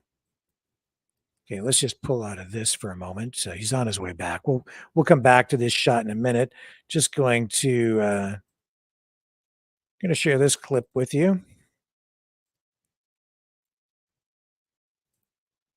There we go. There we go. This was outside the. I'm here to support President Trump. You want to know why I'm here to support President Trump? Because they done did black men like this for decades. Make up charges and put them. So I know Trump is innocent. I support Trump against this corrupt, two-tiered justice system.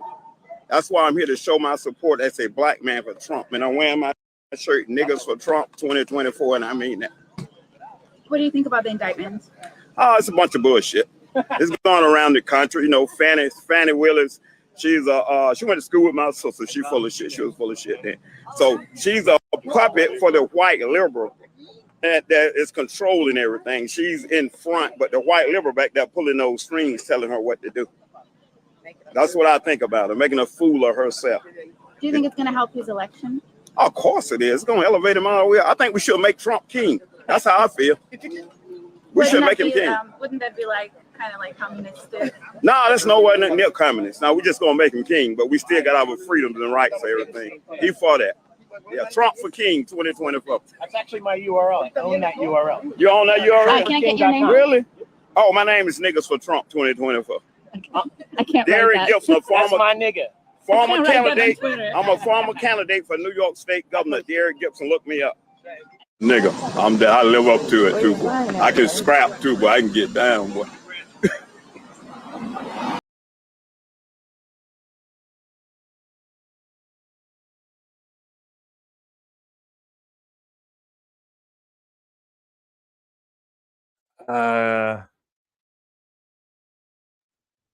Okay. That's weird. It's just I don't know what to say. Don't know what to say. I just don't know what to say about that.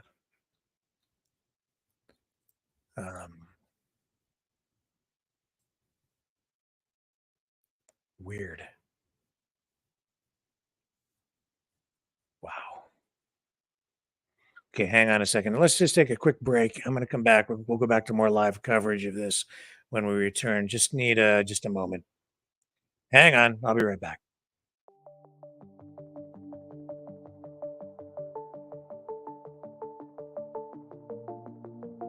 Greetings, brave Mavericks. Our quest for truth continues. We go beyond fake news. Together we expose propaganda. Together we pull others out of rabbit holes. We are maverick thinkers. We are all unique individuals. Defenders of individual rights and freedoms. Credible. Trusted. Grounded in reality. Maverick News. Maverick News. Defending free speech. Free speech. Donate at freedomreporters.com. Do it now. Tomorrow may be too late. Maverick News. The world is watching.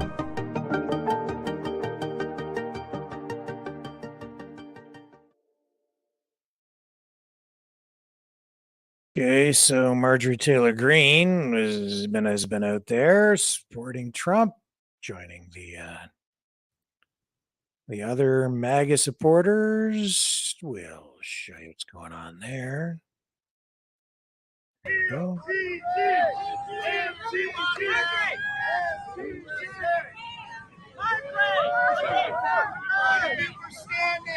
Politicking. Look at the crowd. It's like an event, like a campaign rally. Amen. Isn't that something?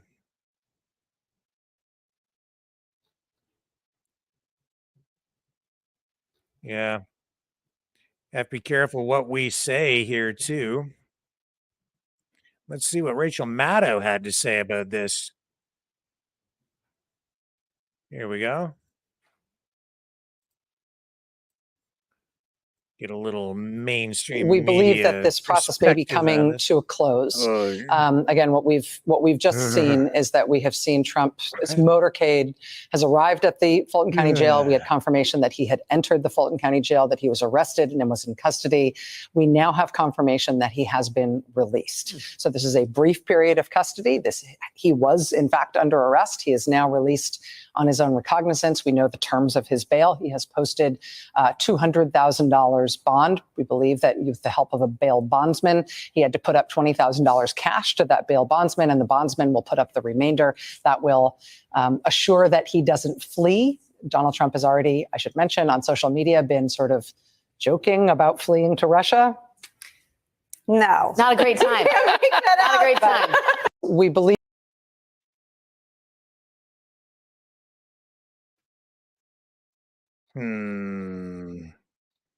I don't know if it's wise for him to joke about stuff like that, man.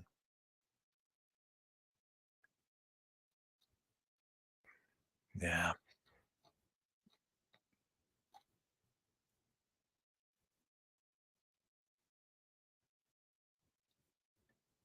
Yeah.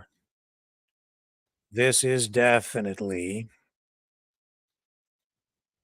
a moment that people will remember. Mugshot. Do we have that mugshot yet?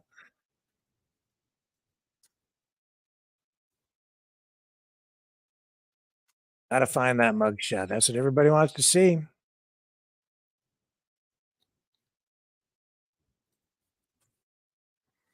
That's. I don't think it's been released yet, but it's coming. It's coming.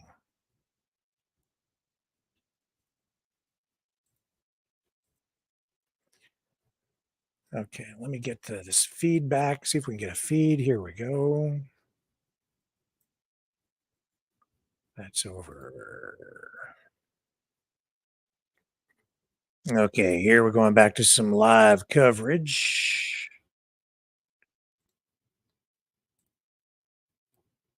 Hang on. We'll recue this so that we get the refreshed live feed coming.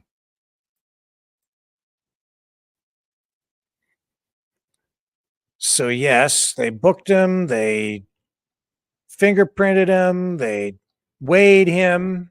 I wonder how much he weighs. How much does he actually weigh? I'm going to go back to this live feed now.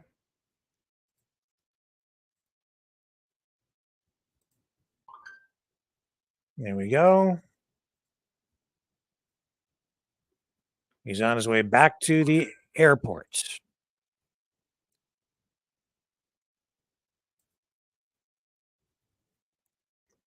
So $200,000 bail, $20,000 cash. And I'm sorry that I subjected you to Rachel Maddow. I do apologize.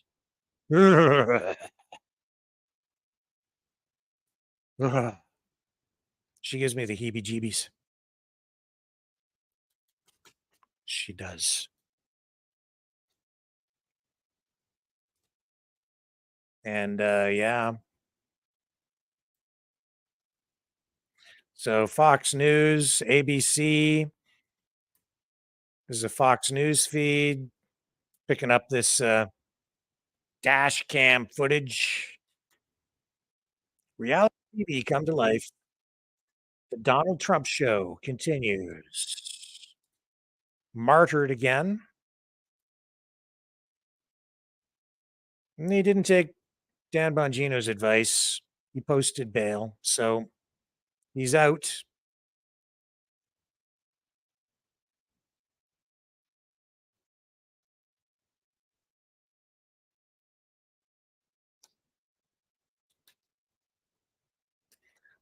All right, let's go to the phones. How about that? I'll get things set up while we continue to watch this.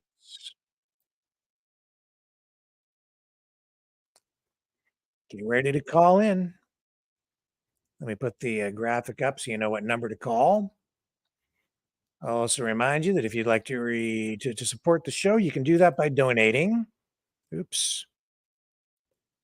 At freedomreporters.com or at maverickdonations.com. Please like, share, and subscribe. Subscribe on Rumble, please. We are firing on YouTube, Facebook, and everything. If you call in tonight, please do not talk about election integrity.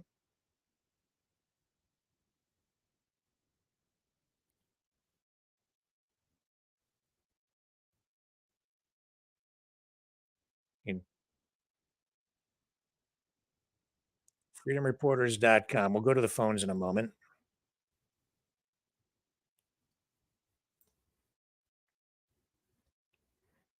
Trump on his way back.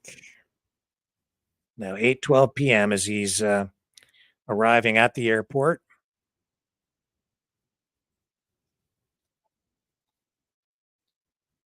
I'll get the phone number up there on the screen in a moment for you to call in. Phone line's not set up yet.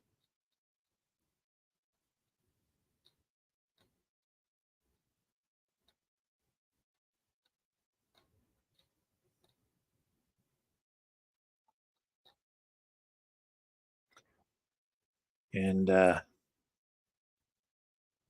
this is history. It's culture.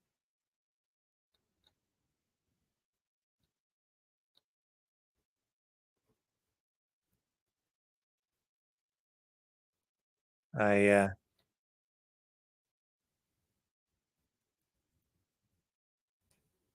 don't know how this is going to affect his campaign. You'll have to be more careful about what he says. It is a way of putting a muzzle on him. Maybe not a complete muzzle, but a muzzle nonetheless.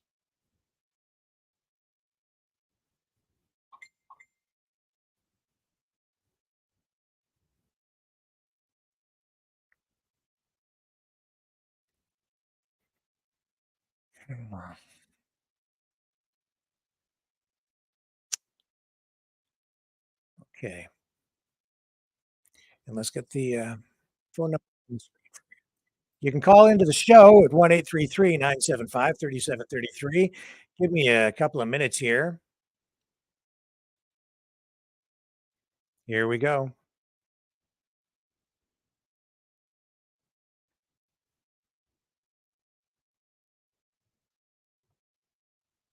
Pool feed coming out.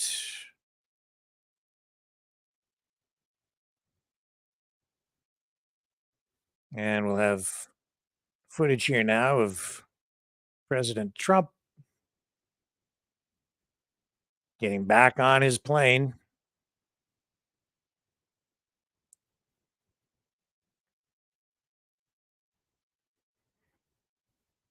And again, still the mainstream media, from all the coverage I'm seeing, not really addressing adequately the impact this is going to have on the political climate and the way this is going to inflame things even more.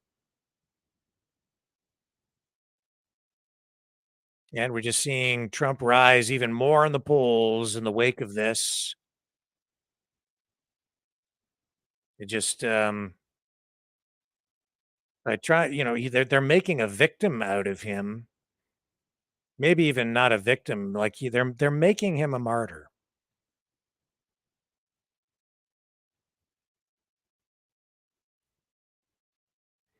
And Trump shaking up his legal team again today as he deals with this situation in Georgia.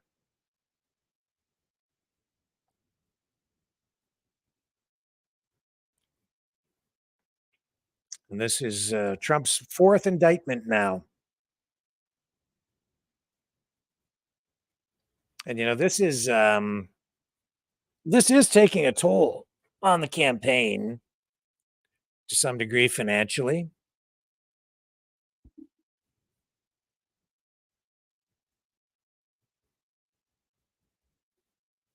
And I think it's a big distraction for Trump too. The other unfortunate thing that comes with this is that we spend a lot of time talking about Trump, and all of this drama at a time when the nation really needs to be focused on other issues. It's the economy, it's this war in Ukraine, social issues, artificial intelligence,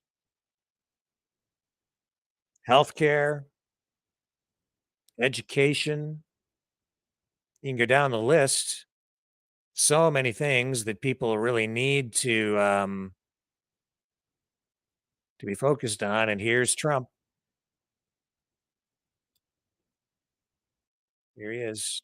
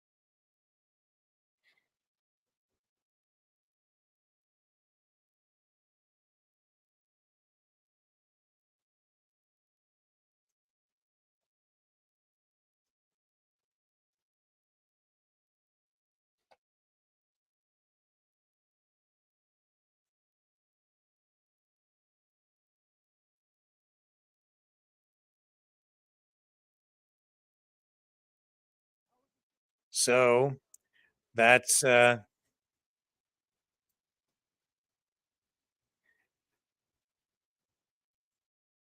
Trump repeating his messaging. And I don't know why you couldn't hear that audio, folks. But basically, he was, during his little address there, he was saying that, you know, the election was STO something. And he says he did nothing wrong. You've heard him say exactly those words many times before. And for whatever reason, the audio was blocked on us. And I wasn't able to run that for you. I put the audio up and it didn't come through. Isn't that interesting? Didn't come through. So his plane will be taking off momentarily.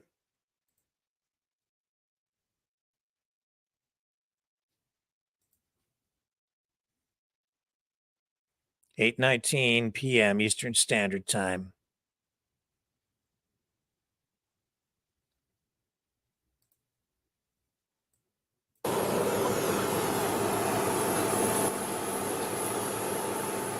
I think maybe the raw pool feed that we have coming out of there just, they didn't have good audio on him when he was speaking.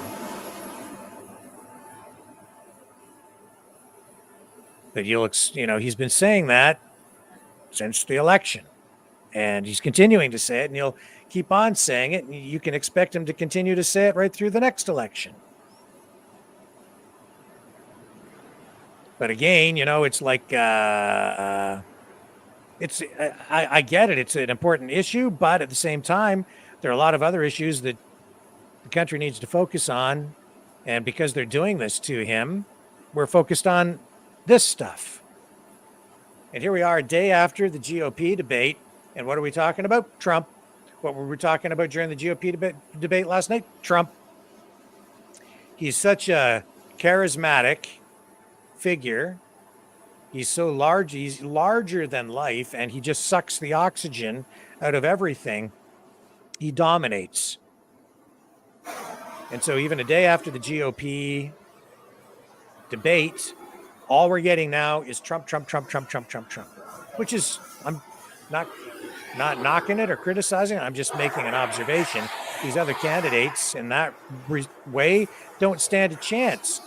It's more difficult for them to get their message out and gain ground on him because everybody's just talking about Trump all the time.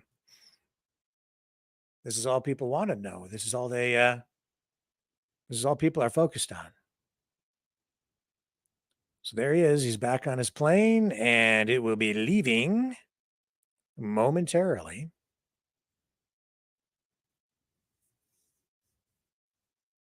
Man. And like I said before, I remember when Rush Limbaugh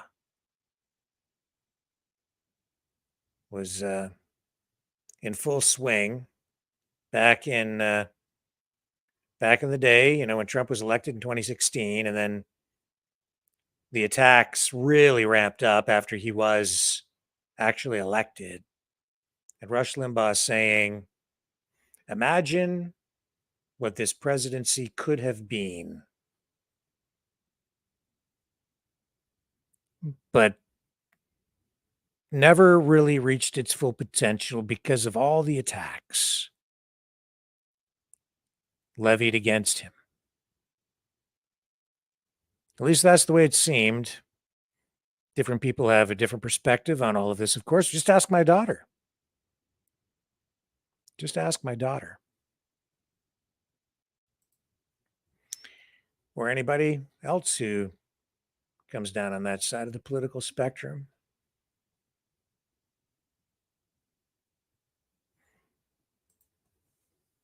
Anyway, I'm glad my daughter didn't get upset with me for calling and putting her on the show like that. I was just, I don't know.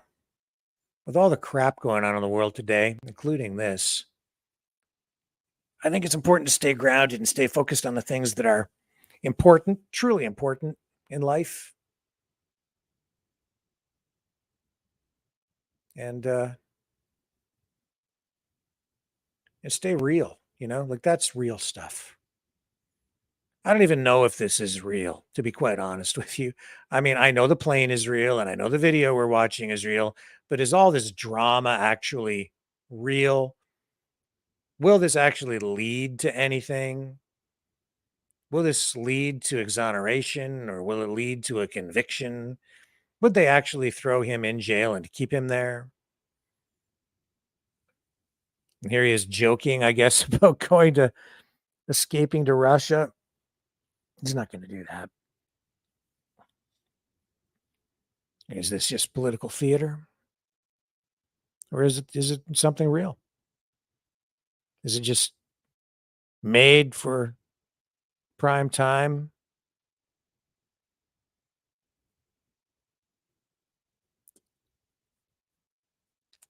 Political drama? Is that what this is? Sometimes it certainly feels like that.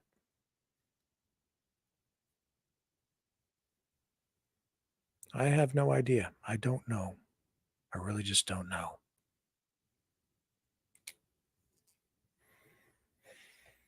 Okay, so the number again, 1-833-975-3733.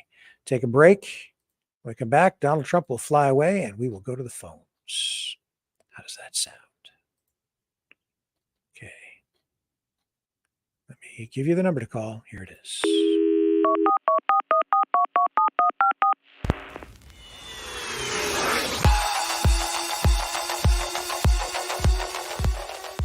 Join the conversation. Call 1-833-975-3733. That's 1-833-975-FREE. Speak up. Speak out. Make your voice heard. Maverick News. Fighting for freedom by defending your right to free speech. Be a Maverick. Join us.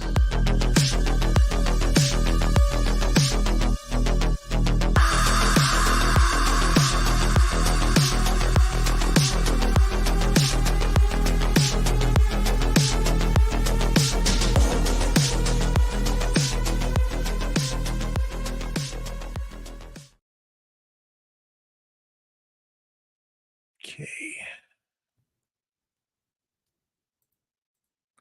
Getting the phone lines set up. There we go. Almost there. And I have to rejig the screen layout here, folks. Here we go. That'll work like that. So we put the video in there instead. I'll pull this down so you don't see that, but I'll put this up over here because we need this video screen up instead so we can go to the phones and still see the live feed. Right there. But I need to get rid of this on the screen. Now you can see it. Okay. And do that. And he's just about ready to taxi over Donald Trump. And there it is. Donald Trump. And we're ready to go to the phones. And here's our first caller of the night. Go ahead. You're on the air. Hello, Rick. How are you tonight? I'm fine. How are you? Oh, not too bad. You didn't sound too good earlier when you were on, but it was nice you called your daughter. Yeah. And so Leo seemed to cheer you up a bit too. So that's good. Yeah. Yeah, it's really tragic about that lady. Yeah, it's really tragic about that lady, but you're hearing it more and more happening with other people too, getting refused transplants because they didn't take, what, and it's just getting ridiculous. It's really tragic, and I hope somebody down the road is going to be held accountable. Yeah, in a proper way. Yes, I agree. Yeah. Right. Right. And so Trump. Well, you may not like me tonight too much, but in my opinion, this is all staged. I feel it's all part of this Agenda 2030 with Trump. I don't know why. I just have that feeling because he's in the news too much, and they keep charging him, and he gets off, and I have a feeling there's something not right about this whole thing, and that's just my thought for the night. Yeah. Well, that's what I've been saying. I don't even know if it's real. It's like, is this all like, that's what I'm saying. Is it staged? Is this just some big psychological manipulation? Sometimes it seems like they, pre-pick the next president, and then manipulate things so that they get what they want. I mean, I don't know. Like if they were really go ahead. Okay. Like if you go back and you look just over and over and over again on both sides, they're charging with this, or they're investigating that, and throw this guy in jail, and nobody ever goes to jail. Nobody's ever convicted of anything. No. Ever. It's like it's all BS. It's like, why do we even bother going through all this? I know.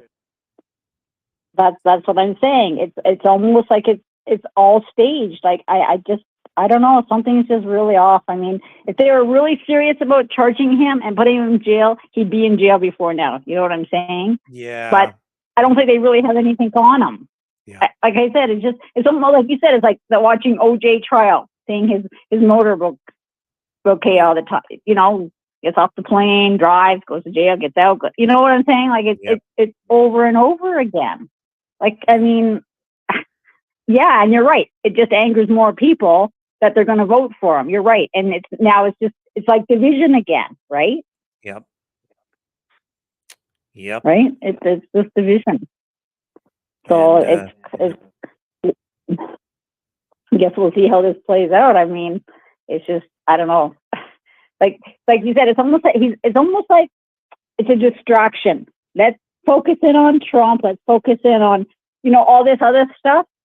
But the bigger picture, nobody's focusing in on what's coming down the line for us in a few weeks. That's how I'm feeling right now. It's like, what are they hiding?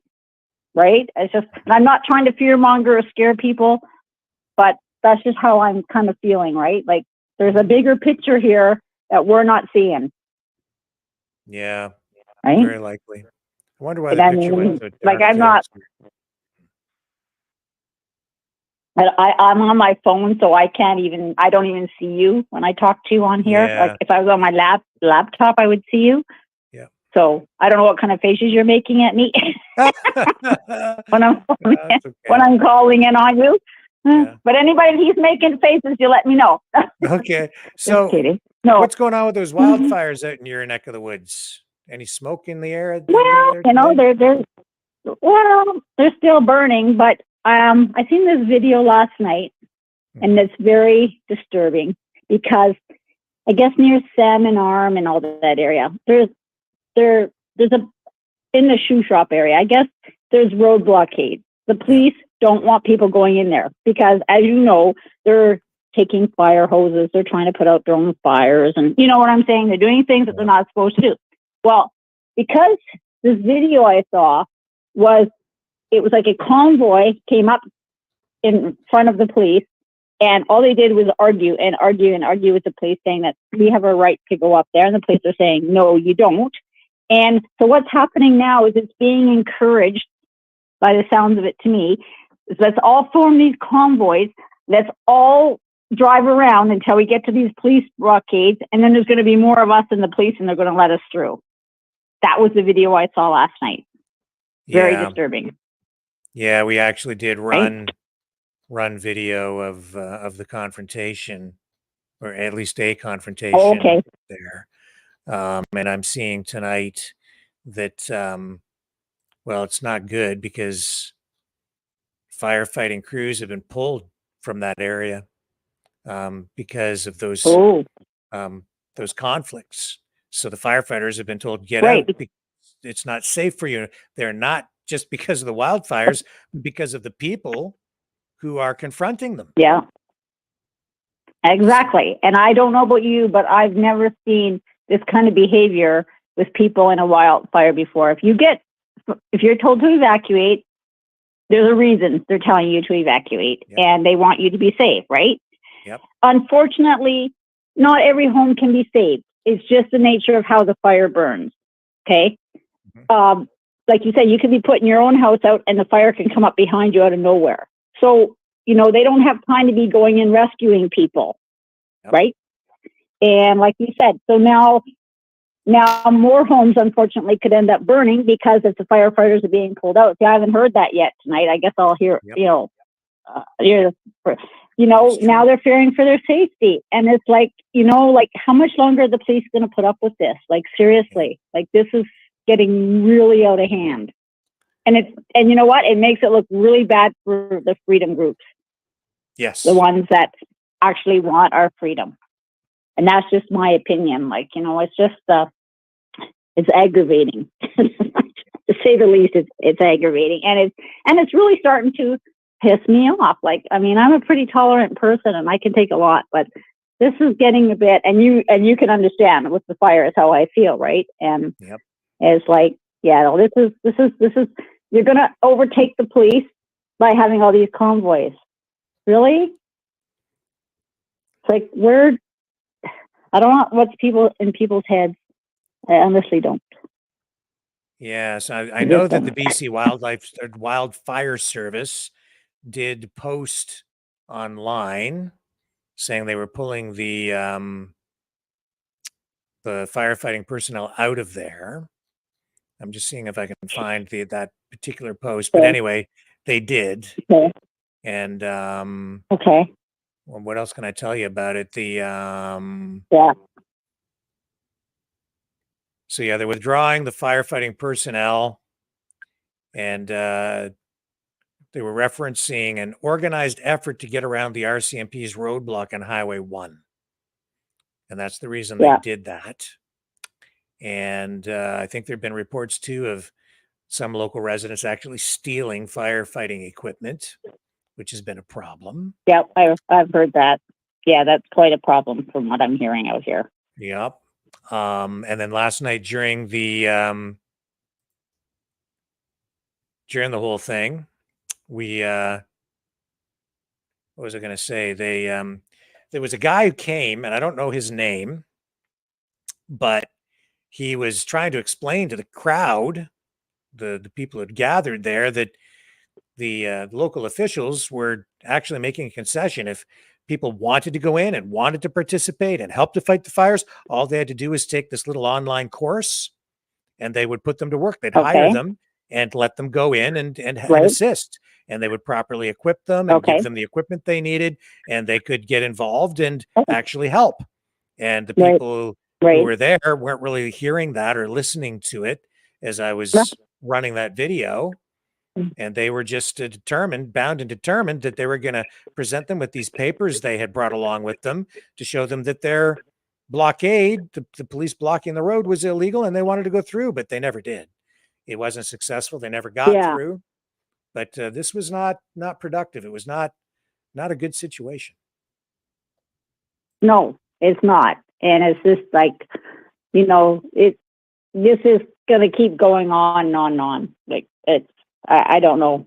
But like you said, if you're willing to offer people a little course and people want to do that, that's great. But I bet you those people that were even standing there don't even have homes up in that area.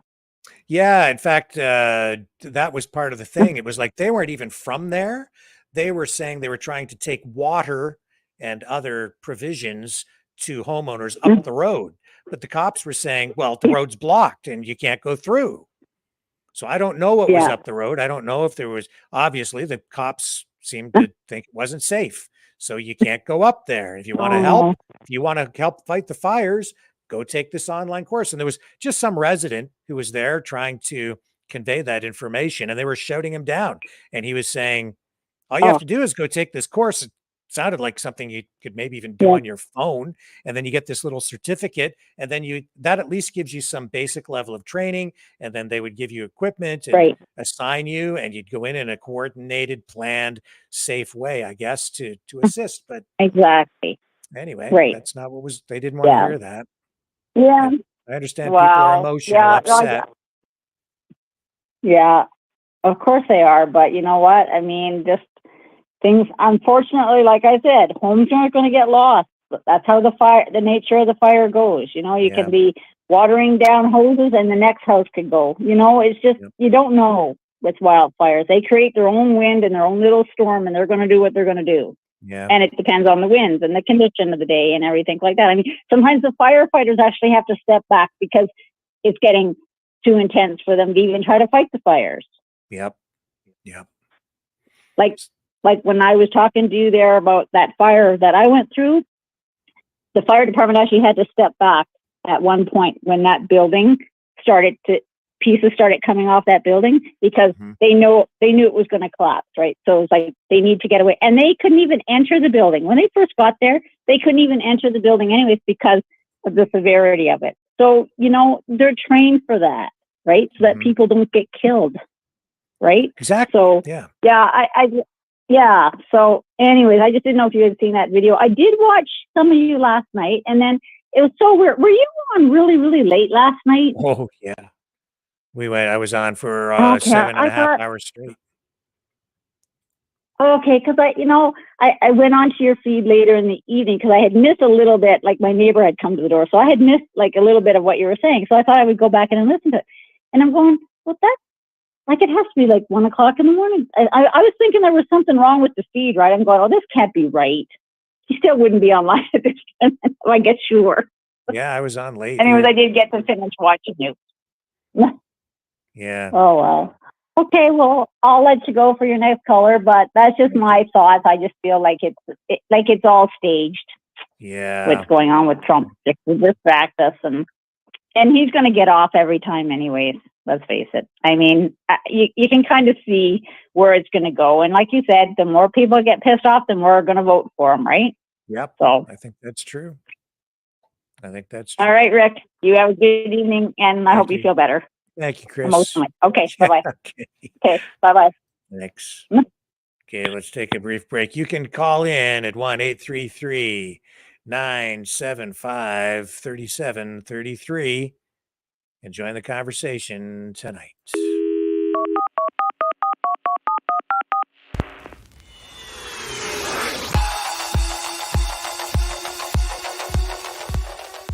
Join the conversation. Call 1-833-975-3733. That's 1-833-975-FREE. Speak up. Speak out. Make your voice heard. Maverick News.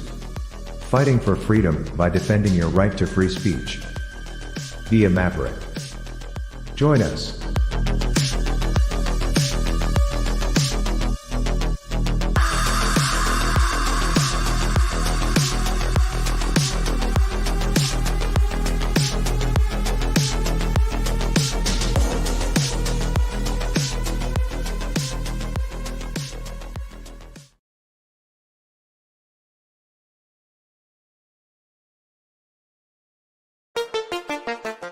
The New World Order. Government overreach. The Great Reset. Mainstream media lies. Now more than ever, independent voices are needed. Donate now at freedomreporters.com. That's freedomreporters.com. Maverick News. The antivirus program for your mind.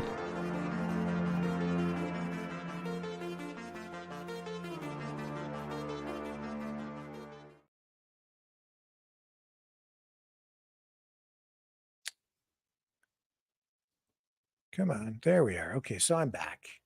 And here's the release from RCMP in that area regarding, before we go back to the phones.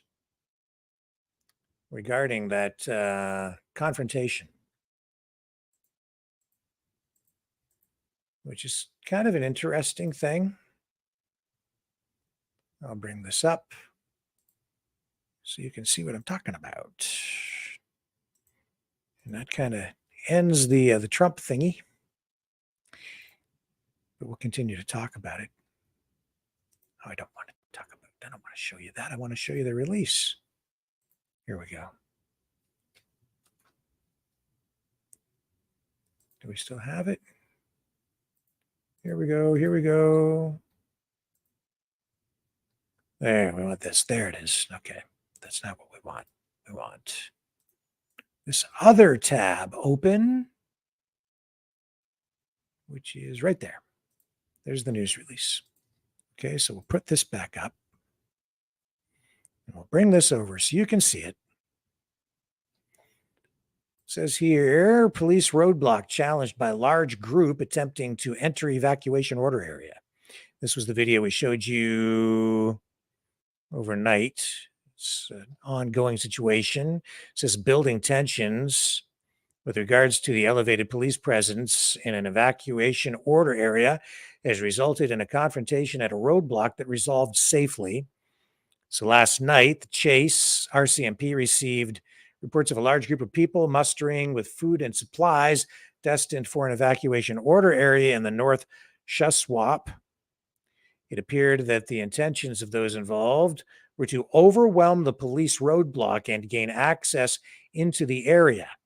Increased police presence has been in place in response to ongoing efforts by some individuals who have undermined BC Wildfire Service fire suppression work through the movement of vital equipment and have compromised emergency personnel safety through threats of violence.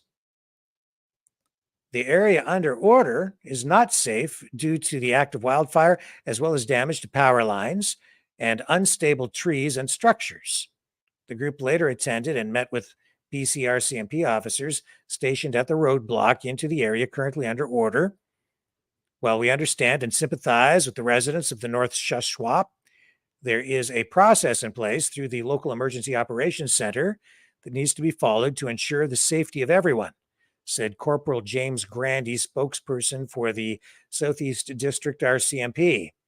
When the EOC deems it safe to do so, they can issue passes into the area to support a resupply. Fortunately, our officers are well trained, were able to de-escalate, and the situation was quickly resolved safely without incident. No arrests were made and no charges are anticipated. And we did run video of that for you last night. And let's go to our next caller. And it is the one, the only, it's Pam. Oh, hello, dear. I'll put my niece on in a minute. But I just had an idea. It's down, Pam. I just had an idea for the T-shirts. And I thought, Trumpy Bear should have a T-shirt that says, Donald, you know, in Gaelic used to mean king. That's what it meant. And he does come from a King Donald way, way back, because I do genealogy. But anyways, he is, I think it should be Donald the Lion Braveheart, or Donald the Brave, or Donald the Lionheart, something strong, because he's been going through so much all of his whole time, and he could have accomplished a lot more while he was in office if he hadn't have been going through this. But at the same time, it could be a big psyop, and maybe he's just on the side of the other guys too. We don't know. True enough, we don't know. We don't. Now I'll put my niece on. Just a minute. Okay. Come on. Oh, hi, Rick. It's Pam, Trooper hi. Pam. Hey. Anyway, Army Pam. Hey. So I've been doing quite a bit of research, and you know, I get through all the crap on the different channels and everything. But I've followed a lot of executive orders signed almost every time Trump signed one, and they're interesting. But anyways, I've been looking into this. There's I look into patents because I that's part of my former business. So, anyways, I got one for you, and you might want to look this up. And it's on Google Patents. Now, normally this would be in the Canadian Patents Office or the U.S. Patents Office, but now it's in a Google's patent. So that tells me like maybe it's a UN patent. But I'm going to give everybody the number, and they can look it up. And it's there. I'm on it now, and it's 10337841 B as in Bravo 2. I'll say that again, 10337841B2. And it's all about energy weapons. And Yeah, you there, Pam? Hello?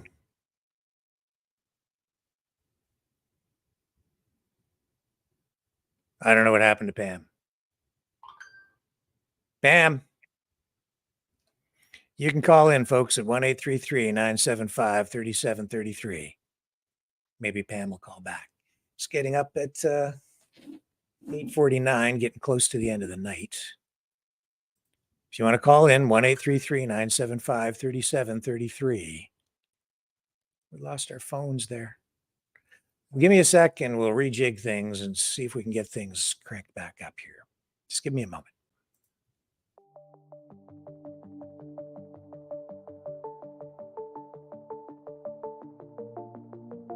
Greetings, brave Mavericks. Our quest for truth continues. We go beyond fake news. Together we expose propaganda. Together we pull others out of rabbit holes. We are maverick thinkers. We are all unique individuals, defenders of individual rights and freedoms, credible, trusted, grounded in reality. Maverick News, Maverick News. Defending free speech, free speech. Donate at freedomreporters.com. Do it now. Tomorrow may be too late. Maverick News. The world is watching.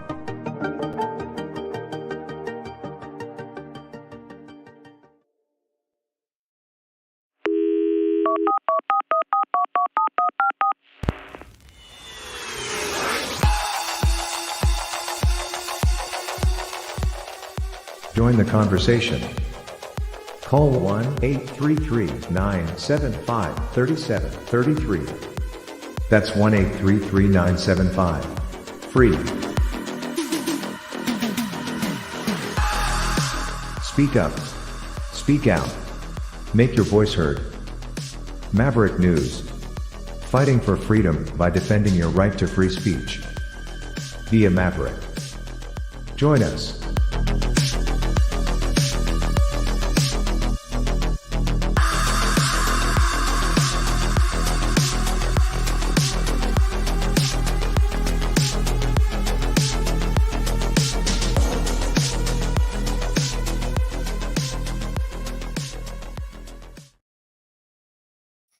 So looks like the phone lines are online. You can call in at 1-833-975-3733. That's 1-833-975-FREE. Some sort of a glitch there. I don't know.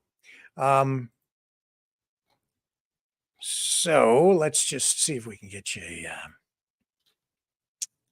summary of what went down here tonight with Trump.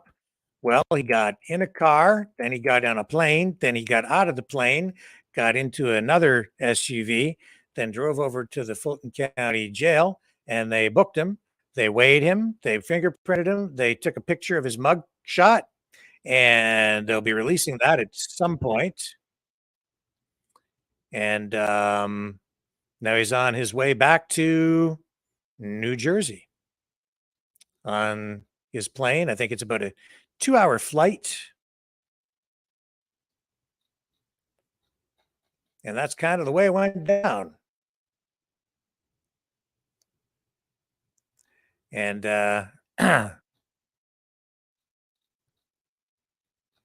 That's the deal. That's the deal. And he was joking on Twitter, apparently, about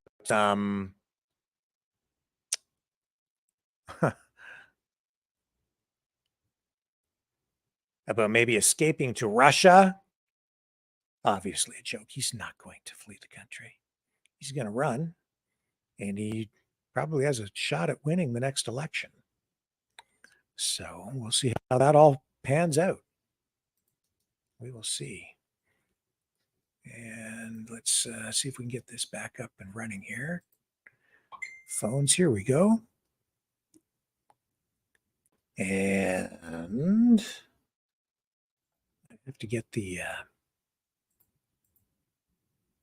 where's that darn tab for the phone system? Is this it? This is it. There we go. Okay, hang on.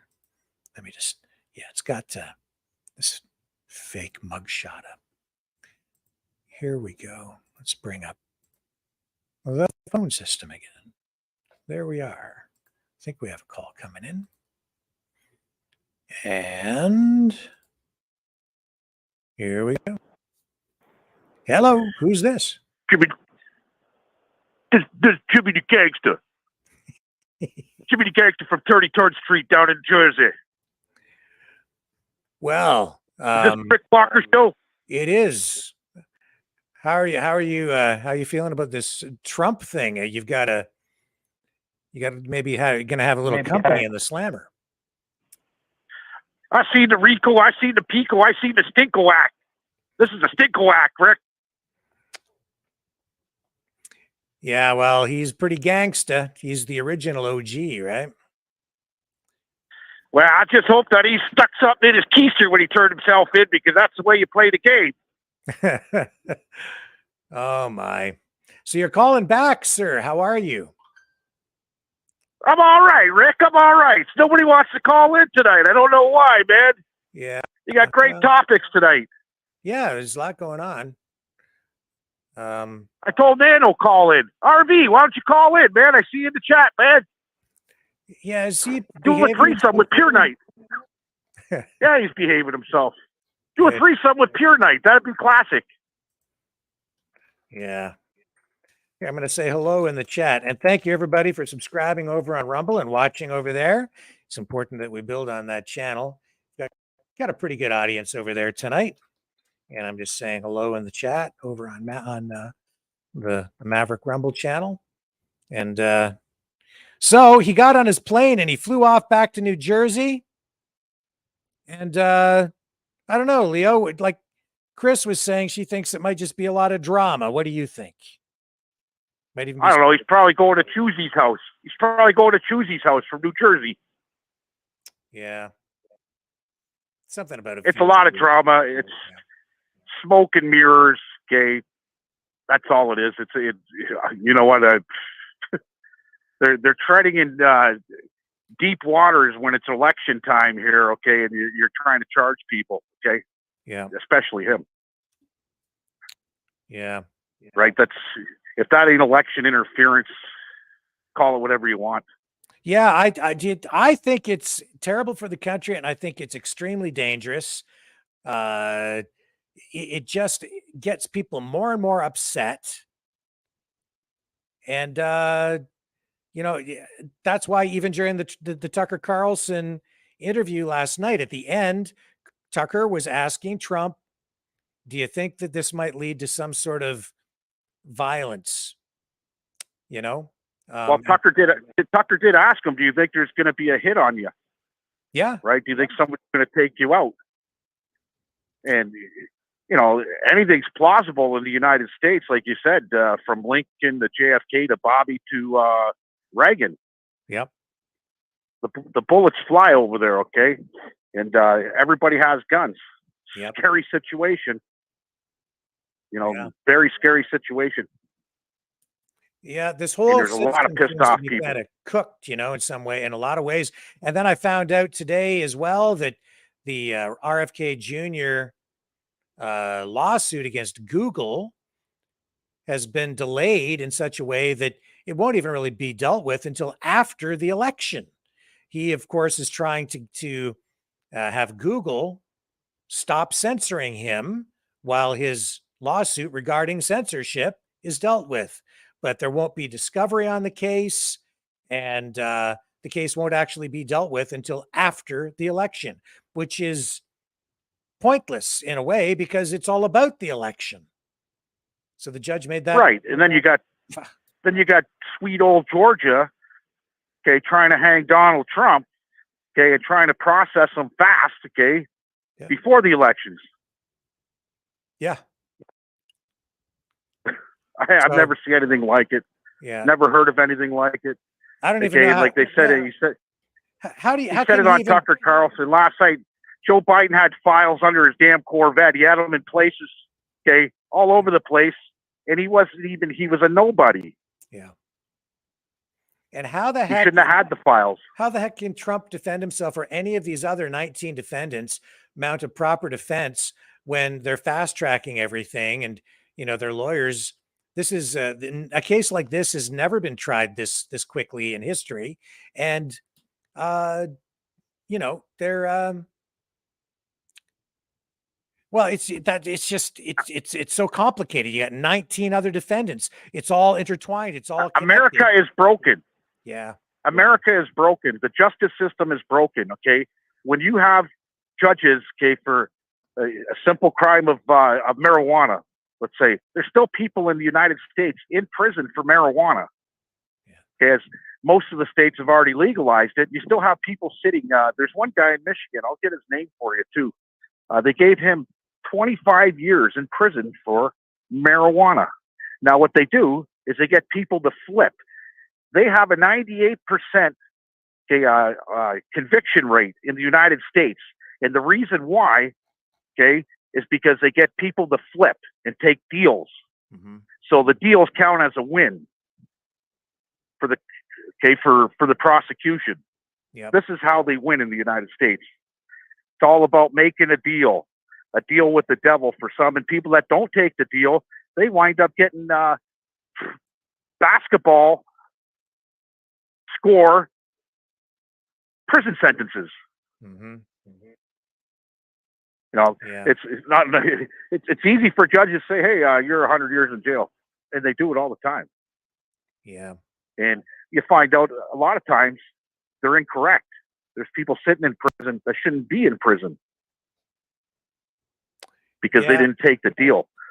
They'll come at you, okay, with an 8-year sentence. If you don't take the deal, this is what could happen. Even though you didn't commit the crime, this is what's going to happen. You don't take the deal, you're getting 80 years, 10 times the amount.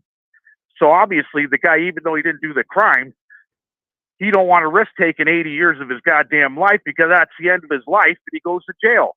So he takes the 8-year deal and he never committed a crime.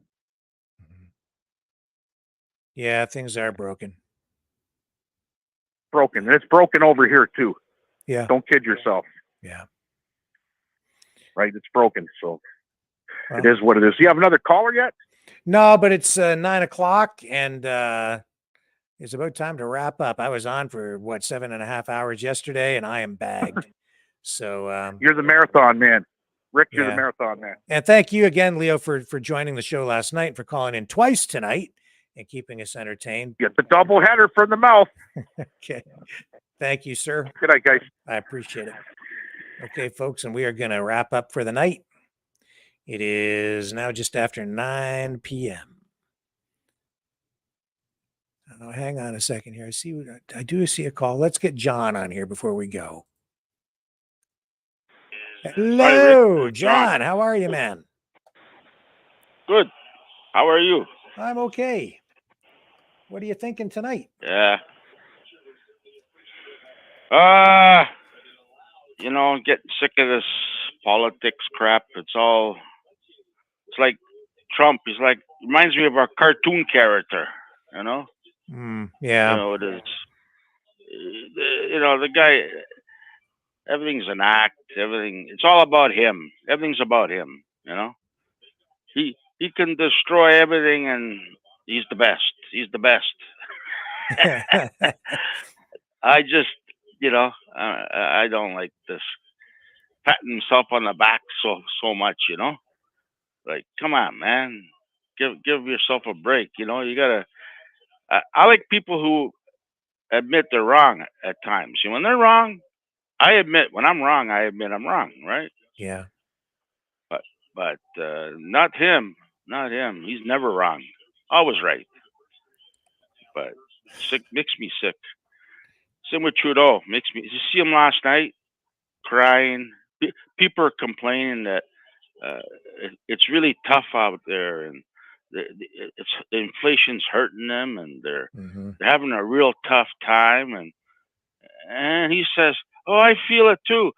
I'm having a tough time. You know, I'm really hurting. I'm depressed. I'm hurting. I'm having a real tough time." He says, "Oh yeah, chauffeur driven, vacation once a month, nannies. You know, the guy gets free food. You know, like tough time my ass. He's having a tough time because he's gonna lose." And Yeah. another actor. He's an actor. You know, just like Trump, an actor. There is These a theme guys, there, you isn't gotta, there? Think about that for a minute. huh? You've got Zelensky was an actor, Trump's an actor, Another one. Trudeau's an actor. It's making me sick. All these politicians. Ronald Reagan was an I'm actor. serious. Yeah. Yeah, making me sick. You know, we can't have a good, honest. Well, this has gone on forever. You know, like if you look back into times, they're all dishonest thieves. You know. Yeah. Yeah. They don't care. They'll say anything to get in, like Chow, anything to say. You know, another thief. You know. Olivia Chow, the new She mayor of she Toronto. wants to. Oh fuck! She makes me sick too. Like trying to tax sales tax in Toronto, but everybody's fighting her about it. You know, you know, it's parking levies, property tax. She's so hard up for money, and then today you watch protesters on news. All these black from Africa, I don't know, they're all coming here in droves, eh? And they want housing. As soon as they get here, they want welfare check. They want housing. They want to be treated like, you know what I mean? Like they're all coming here. Do you have that problem where you live? You have refugees protest? Well, you know, it's interesting. They have what we get here is they export homeless people from Toronto and send them down here. They actually, they really do. They do. They'll actually buy them tickets on a train and put them on, and then they ship them down here. And yes, they end up in our community. And so you have that problem too. Yeah, you know, when I first moved here about, I don't know, 15 years ago or so, no, I never saw a homeless person on the streets. But today, we've got a problem with it. You have it's everywhere then, eh? You're right. My friend says, someone said a homer. Yeah, my friend, he lives in Peterborough. Same thing. He says he's never seen homeless problem there. Now it's out of control. Another friend in Guelph, another friend in Cambridge. Like they're everywhere. It's like they're taking over. It's like our borders are open for everybody. Yeah. You know, like we need someone to come in and slow this down. Yeah. It's killing our economy. I don't know. We're screwed, Rick. That's why I don't give a shit anymore. We're screwed. You know. Yeah. It's not just what's going on in Russia there, but it's our own politics. I don't know what these people are thinking. Well, even people who have like, recently moved here, new Canadians, they see it too. Yeah. You know, they're worried about their kids now. It's like they move here, they're an immigrant, and then after they've been here for a while, they're actually seeing that things are not as rosy as they were led to believe that would be. And because of all the increased immigration, they're finding that their opportunities are limited and the opportunities for their kids are limited. And so they're being disappointed in what they're finding. I've had a number of people like that complain to me about exactly that. So you're not alone. It's ironic, really, that you would have new immigrants to Canada complaining that there's too much immigration, but that's what I'm hearing. Yeah, it's sad. It's the way things are. I don't know. We had it so good. I remember 50 years ago, 40 years ago. You used to be able to walk down the street. Everything's. You didn't have all this traffic jam like it is now. All these shootings. You didn't have nothing. Yeah. It was a nice place to live. Now it's. I don't know what they've ruined the whole place. I don't know what they're thinking. Well, yeah, and then you even see that big conflict or whatever, the big, I'll call it a rumble or whatever, with those people from Eritrea, because they're having their political conflict out in the open in the park, and they're fighting, and people are getting injured, and it's a bad situation. So, yeah, I don't know. We're I don't know what to do anymore. Maybe move somewhere where there's I'd like, but see, the problem is Toronto's got everything. Like if you move somewhere else, yeah, you don't have it. Here you can buy stuff cheap. You got access to everything. And, it's a big city, right? So, you get either you put up or you go live in the country there somewhere. But get your bug out bag and go live in your lean-to. Escape. Yeah, I've been to the X twice already. I'm going back again next week. How long does it run? It's got to be almost over.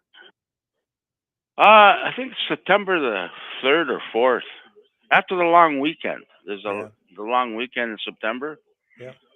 I hung around for the drone show a few times. There's like 200 drones in the sky, eh? Oh yeah. And they're doing all kinds of. It's quiet. I'm looking at it. It's not like fireworks. They used to have fireworks all the time at the end of the night, but now they got the drone show. Or they got these drones going in there. But I was lucky. Well, I went during the week, so it wasn't really packed. But checking out some of the rides. I didn't go on. I don't like rides. But it's a good place just to walk around. It's tiring, a lot of walking. But yeah. Well, they still have all there. They still have all those old rides, right? Like the Zipper. What are some of the other rides they have? Yeah, the Zipper. They got like the Wild Mouse, the Zipper. Yeah, but they got that new Ferris wheel. I was checking it out. It's really amazing, the technology they use. It's really modern. Put it that way. Oh. It's a big. I never went on it, but Ferris wheel. There's. I didn't see a lot of. I started going down there when I was a kid. My parents took me down there. And it was a lot of freak shows down there, and it was more of a carnival. It was way better back then. Now everything's so political, Yes, yeah. You can't. And everything was free. You know what it is. The show is no longer at the carnival. It's out on the street in our communities because you've got the bearded lady. His yeah. I remember library. That. Yeah, do you want the bearded lady? You got to go to the library now. You used to go to the carnival. Now it's at the library. No, but it was a lot more fun back then. But I don't know. I still go down there because it's good exercise. There's still a lot to do. Well, there's a lot. I like of the hotel there. They built that new Toronto hotel down there. Eh? Which one's that? It's a Toronto hotel right in the X ground. Oh. And I looked at the top. Now it's Toronto Hotel, but it's got a big black X, like Twitter X. It's just like, I said, is that Twitter? Twitter head office? I'm surprised I remember going down to Trump Towers downtown when they had Trump Towers. Yeah. I used to go there. When I was downtown. I usually, let's go to Trump Towers. Used to go right to the top, and there's a big bar up there, and you can see all the city down there, all the lake and everything. And you buy a drink. The drinks were expensive, mind you, but it was something else. Trump Tower was a really amazing hotel. You walk into the washrooms, and there's you don't use paper towels. They got like towels, like cloth. I still got some in my glove box. I took a whole whack of them, threw them in my glove box. They're still in there. You know how old they are. But then you got all these lefties. Oh, we got to shut it down. This Trump. We hate Trump. We got to shut it down. We got to shut it down. And yeah. So I used to like Trump back then. Now he's had his time. Just if I was him, all that money, just enjoy life. Rest of whatever you got left. Mm-hmm.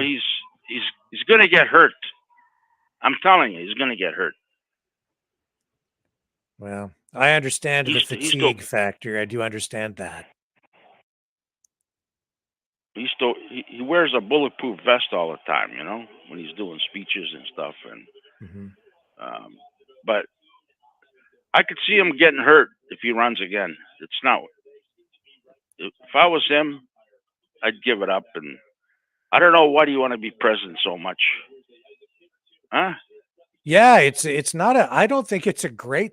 Maybe I'm wrong, but it's like life in a fishbowl.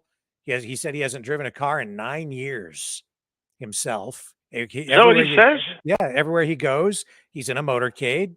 You have to have, protection around you at all times. Otherwise, somebody's going to come in and freaking kill you. That's a great life. I don't know, man. I know a lot of people hate him. Americans, a lot of Americans I know hate him. They all hate him. Well, yeah, it depends on which side you're on. I don't know too many people that like him anymore. There used to be a lot of people like him, but now they see him as especially when he pulled out the last election. It was all a big farce. Yeah. He pissed me off the last election. He pissed me off. Everything.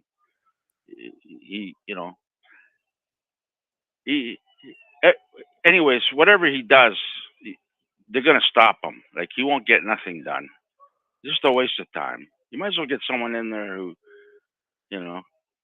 try to get something. I don't know. It's tough to get something done, eh? It is anymore. Today, yeah, it is. And the thing is, though, John, I mean, I think it also doesn't really matter who they put forward as a candidate. They're going to kind of give them the same treatment. Maybe you're right. Yeah. Well, except could be right, but it depends on, unless they get somebody in there is kind of wishy-washy, like a Pence, and then the Democrats might let him do something, but the things that he would do probably wouldn't be more left than right. Yeah, right. So it's like Ford, he's trying to buy the left off, Yep. So he's got to kiss ass, Yeah. Because he's trying to please the left and the right to get things done, right? Yeah. Like, and I could see that, but in order to get things done, Tory was another guy, John he was Tory, a conservative, and then he got in there, and all of a sudden he's a lefty. Yep. Trying to get things done. You want to get things done, you got to please the left too, in order to get what you want. You have to give and take, and that's politics today, huh? Yeah. Yeah. So if not Trump, who do you like? I checked out the debate on your show the other night there, and I looked at everybody there, and I don't know. The only one, to be honest with you, the only one I would vote for right now is DeSantis. He's the only guy.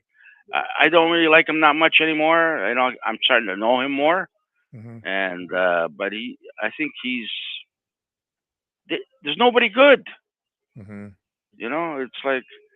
It's like our I like this Polyev. He's got A lot of good commercials I see. You know, family oriented. He's gonna kick Trudeau's ass to the curb. I'm telling you. He's a sharp I'm guy. just waiting. He's sharp. He's got He's a very quick sharp. wit. You know, he's fast on his feet. Thinks fast. He's a smart guy. That guy. I know when he gets in, I know he's going to shut down the border. He's going to close it up. Yeah. You know, he's not going to let it. He's going to be like a Harper. He's not going to let everybody come here and you know all these people that you see them on TV, they're protesting. They come here from all these African countries, and they're protesting. They want. They're demanding. We want this. We want housing. We want welfare. We want. They all have no education. They have no money. They come here with cell phones. I'm looking at them. They all dress nice. Cell phones. They got on a plane to fly here. Yeah. You know, it's like, what's the jig? And all they say is, "Oh, it's too dangerous over there. We had to run for our lives." That's what they say. You know, it's like watching these Metro strikers. I see a lot of them, and I know a lot of them because I go to Metro and I talk to these Metro employees everywhere, all these different Metros, and I see them in the lineups, and you can see the bullshit. They're talking to them, and they say, "Oh, we have to go to the food bank because we don't make enough money." What bullshit! Oh my God!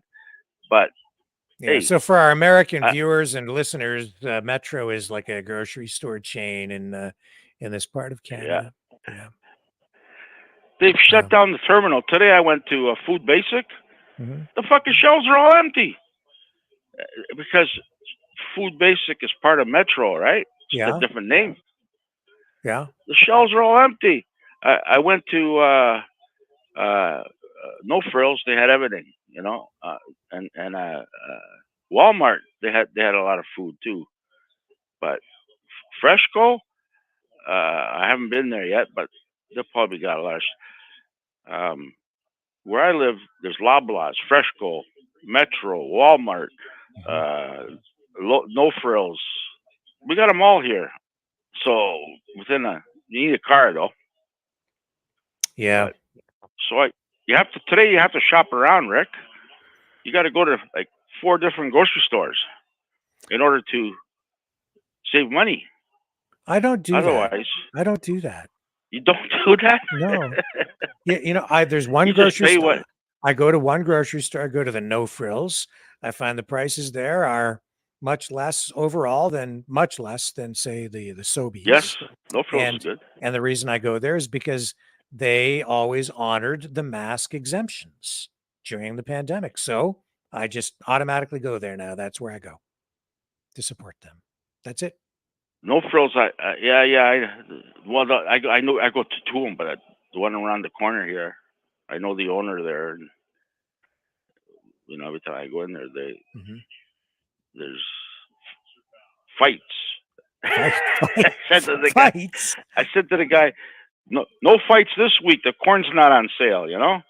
He goes, yeah, but the watermelons are.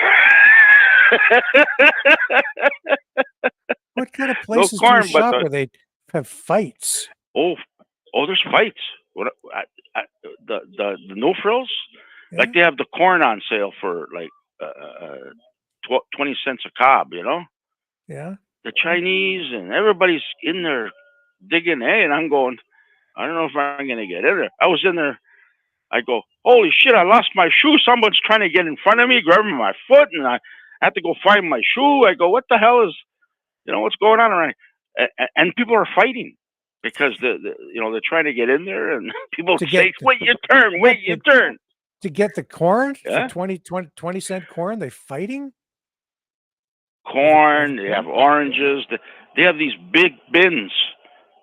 They have sales. Watermelons. They got these big bins. Oh, the nuts. The big Brazil, the big walnuts. Oh, and they're on sale. They got these big bins, and everybody's trying to get in there, and they're all trying to butt in, eh?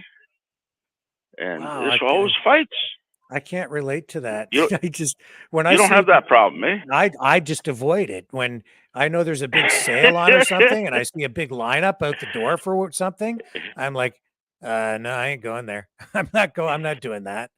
No thanks. I It's not know. worth it to I me. don't bother no more either. It's the same It's with like Boxing gas. Day sales and stuff like that, where people on Boxing Day they go and camp outside like Best Buy so they can get that big screen TV for $5 or whatever the sale is. And I'm like, I'm not going to sit out on the sidewalk like for 12 hours to be the first one in there to get the $5 TV. It's just not that. I'm not doing that. So I can't relate. You don't have that problem, eh? Well, then I don't get beat up by, a little old lady who You don't wants get beat up. who wants the walnuts in aisle 7. I'm like, you can have them. Like, just Well, go ahead. last week they had the corn on sale, and there was a fight. There was two guys arguing like crazy, you know, and then they're all peeling the corns and leaving the stock in the bin. And the lady that works there says, "No, no, no, you take it home and peel it. Don't peel it here." You know, people are ignorant. Oh, yeah. The people who take the corn and then they peel it back just a little bit to look in there. Can you explain to me, please, why do they do that? What are you looking for? Worms or something? Insects? Like what's the point? You'll open it up. What's inside corn? What did you expect? Why did I go in there? Yeah. Oh yeah, I go in there and I grab about 12. I just throw them in my basket. Boom, boom, boom, boom, boom. And then I get the hell out of there and pack them somewhere else and check them out. And I throw the bad ones back. I don't look in them, but I just seriously though. Can you explain to me why people do that? Why do they peel the corn back and look inside? I don't know. That's how fights happen. I'm telling you. You know, today, no frills. They got the rice on sale, eh? Okay. You know the rice. It's got a rooster on it. It's Thai rice. I don't know. It looks like. Okay. Anyways, I grabbed the bag. I got rice at home, and I said, "Yeah, for this price, it's half price. It's $12, regular 24." I said, "That's good. It's Thai rice. It's in those bags, sack bag." Anyways, I grabbed one, and I seen this Chinese lady. She had a cart, and she had like eight bags in there, 9 bags. And I go, "Hey, can you tell me something? How long does this rice keep?" She looks at me. She goes, "I don't know." She goes. I go, "Well, you buy a lot of it here. It looks like you must keep it for. It's on sale. You must keep it for." "Oh no, this will last us 2 months." "We eat rice 3 times a day," she said. "This will last us 2 months." She had like 9 bags. I go, "Oh," and then she started looking at it, and she seen the date right at the bottom, and she said, "Oh, it's good for a year." She says, I said, "Oh, a year." I says, "Oh, okay, that's good." I said, "You want another bag?" I don't know if I can. I got some at home already. I only eat it very. I don't know if it's gonna keep for a year. Anyways, it's too much for me. Put it that way. This big bags. They look like good. I might go back and get one tomorrow. Well, I bought a big bag of rice a while back, and I brought it home. And my wife said, "What'd you buy a big bag of rice for?" I said, "Well, then if there's your daughter's getting married." Well, there's that too.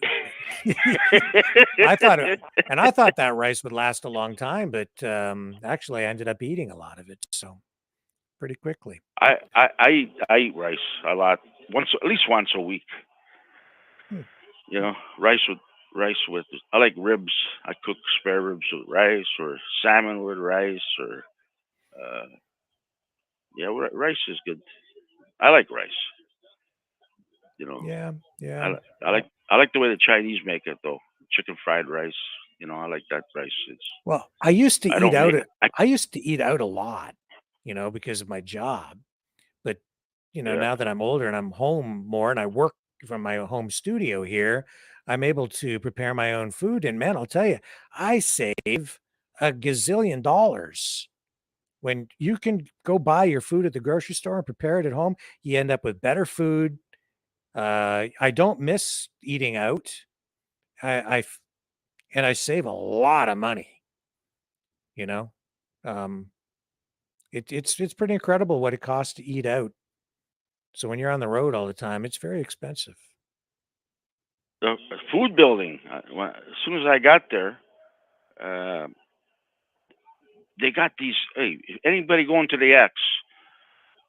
I got off the GO train because I took the GO train because of the it's easier. Anyways, get off the GO train, and then you walk, and there's a ticket booth, and then right in front of you there's a teleprompter. You can punch in the tickets, right? And you just tap your card, and you get the ticket. Then you go through the gates. So you could just buy seniors for $20, or you can pay $30 for if you're. So you buy seniors, say 2 seniors, cost you $40, and then you just walk through the gate. They don't check your ticket or nothing. So anybody going to the X, that's what you do. This new technology with scanners and everything, they're getting screwed. Like the stores today, the like all these retail stocks are they're all reporting bad earnings because the theft. There's so much theft in these stores now. All the retail because of this. We're in a recession. Okay, I know they don't want to say it, Yeah. but we're in a recession right now. The inflation is killing everybody. Yep. And politicians are just creating more taxes for everybody. Yeah. Everything's going up, Rick. What do you think people are doing? They're stealing. They go into grocery stores. They go into this grocery store business. You got to bring your own bag. Well, you think people don't put stuff in it and they walk out with it? I know so many people that do it. They just put stuff in their bag and they walk right out. Not through the checkout. and retail stores, same fucking thing. Well, and they're losing so much. And then all these scanners, people are scanning prices, and they're just, like the theft. All I'm trying to tell you, the theft is out of control right now in these stores.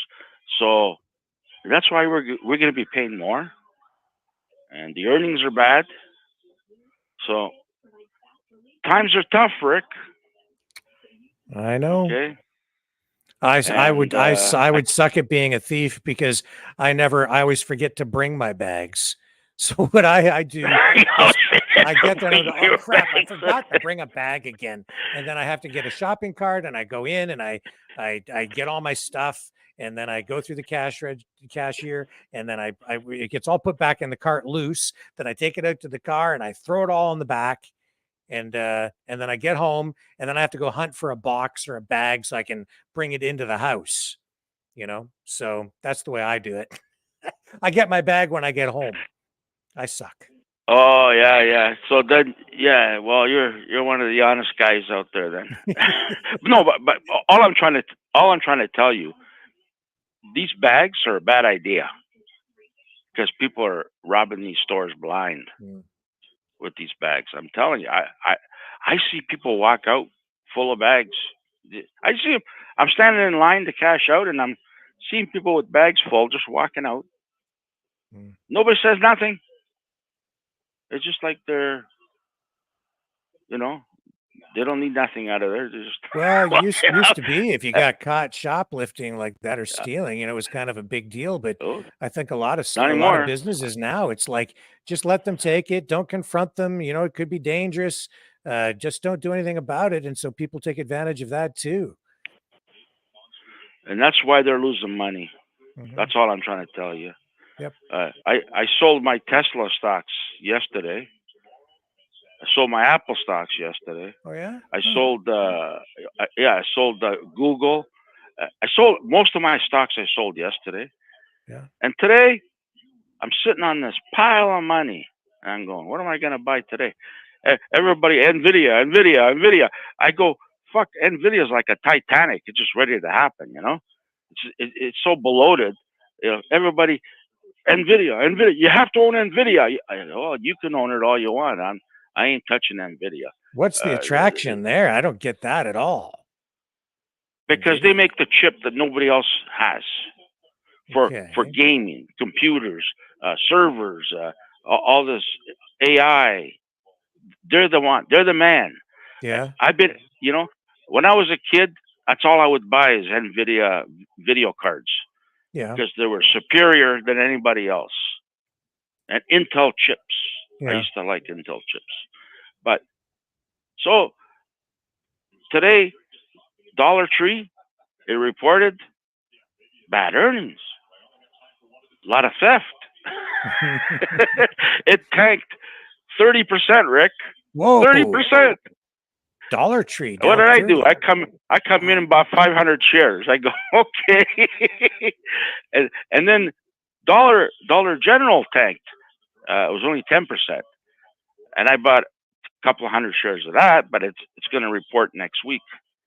So it's probably it might be good. It might be. The only thing is up today was the banks. Royal Bank, TD, it was down, but Royal Bank, it made money. It made billions, you know. And I keep telling everybody, buy Royal Bank.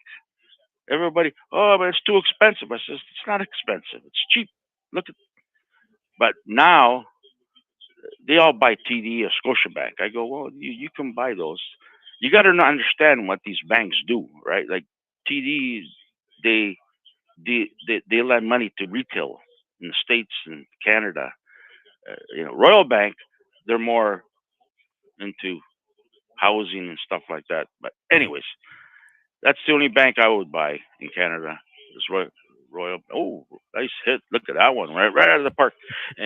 Anyhow, that's, you know, horse racing. I'm not playing that much no more. I figured sports is a lot easier to make money because it's 50-50. So yeah. you go to a gas station, you go to the store. I'm telling you, Rick, there's lineups of people buying lotto tickets, scratch tickets. People are gambling like crazy. They're all desperate for money. And yet, do you see that in the stores? I don't lineups know. for. I don't go. You don't go to the store. I doubt too much. Maybe once a week, and other than that, I try to avoid as much exterior, like outside human contact as possible because there are too many crazy people out there. I go get gas, and there's one person working there, and there's like 10 people. Lottery tickets, sports tickets, pro line, scratch. You know, it takes me like. I get pissed off. You know, I just want to pay for my gas and get the hell out of there. Yeah. You can put your card in, I guess, and pump it at the thing, right? At the terminal. Mm-hmm. But I like to pay cash for everything. Yeah. Yep, me too. You know, and that's the way I am. Down to C&E, the food building, I pay cash for everything. And so I walked in there, a great Canadian bacon. I always go there. I grabbed a bacon on a bun in the morning, and it was $9 for bacon on a bun. Paid cash, and then I ate that. And I seen San Francisco Foods. I go, fuck, I haven't had one of these in 20 years. And I had to get a veal on a bun. So I grabbed. After that, Rick, I didn't eat the rest of the day. Even today, I didn't eat. I had some steak for supper. That's it. It just filled me up. But and how's I guess that going on Ozempic.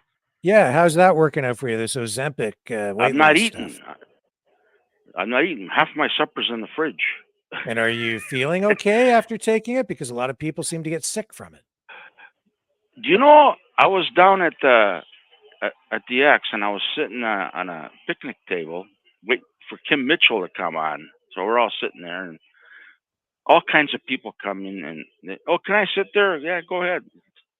You know, women, guys, everybody, and there's a lot of people that sat and then they moved. But you know, everybody's on Ozempic, Rick. I couldn't believe my eyes. You know how many people are on Ozempic in the city? No, don't know. There's a lot. One guy says he's 0.5. He doesn't want to go to 1. He goes, the doctor keeps telling him, you go to 1, you'll lose a lot of weight. And I said, so he stays at 0.5. He doesn't want to go higher. You start you off for 0.25, and then you go to 0.5. That's what I'm at right now, 0.5. Then you go to 1, and then you can go to 2. I don't know if I want to go to 2. That's a lot of juice in you. 1, I might try 1, but some of these people that I talk to, they're getting reactions. They're getting sick from it. Yeah. So they stop taking it, right? Yeah. But me, I have no reactions yet so far. Knock on wood. And the only reaction I got is my appetite. I don't have no appetite. I'm eating less, man. I used to get up in the morning and I had to have a bowl of shreddies with blueberries, and they got blueberries on sale, organic at No Frills. Those are good. I bought some of those today. But you know, I don't eat anymore. I'll have a banana and I'm good. Before I used to get up in the morning and I used to eat bacon and eggs. I used to have toast and blueberries, cereal. For lunch, I had to have a soup and a sandwich, you know. And then supper, I'd eat like 3 times what I normally eat. Not anymore, Rick. So, and my diabetes this morning, it was 5.6. It's never been that low. My strip, 5.6. I was always 9, 7.5 to 9. 5.6 this morning. And so you were just eating too much. I noticed. I mean, yeah, I like to eat there, Rick, but lately, you know, today I like peaches. I bought 2 baskets of peaches at No Frills today. There, yeah, I like peaches. You know, those are good. They got those honeydews. They're good. Cantaloupes, watermelon. So that fills me up now, Rick. Before it never did. Yeah. So it's that's the beauty about it. That and I'm losing weight. So as soon as I get my stomach flat, I'm gonna get off it. You know. Well, I I hope it don't want works to wash out for pork you. I know stomach. that it's a little bit controversial, and a lot of people are reporting problems. So I hope it works out. I hope so too. But all I can tell you one thing for sure. A lot of people are on it. A lot of people. You'd be surprised. You must know a lot of people on it, no? I haven't talked to a lot of anybody people? else about being on it. No one's, revealed that to me. So I'm Well, there's looking a at lot of I'm people glad I'm on it. talking to you, so you can share Yeah. this here, because I know that a lot of people are looking at it. There's a lot of people on it in Toronto. Lots. When there's shortages, there's a lot of people on it. Yeah. I'm telling you, someone was saying it's the new way of losing weight now. They're gonna everybody's gonna be on it eventually. They're saying that's what they're saying. It's gonna be like it's still new, Rick. So we don't know what's gonna happen, but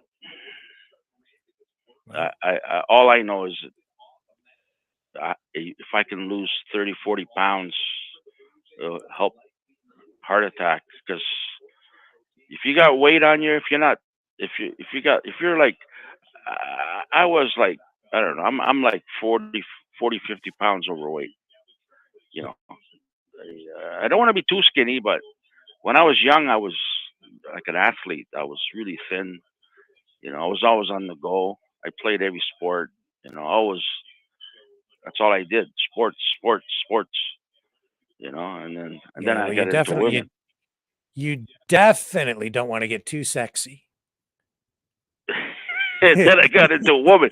Everybody looks at me and go, "You're not that age. You don't look your age at all." I said, "Oh, thanks, but yeah, no, I'm serious. Everybody they doesn't know me. They look at me and they can't believe my age. No wrinkles on your face. Look at you." Now the Zempic is gonna make me look even younger, and you lose weight, and then I'll dye my hair again, and I'll be a teenager.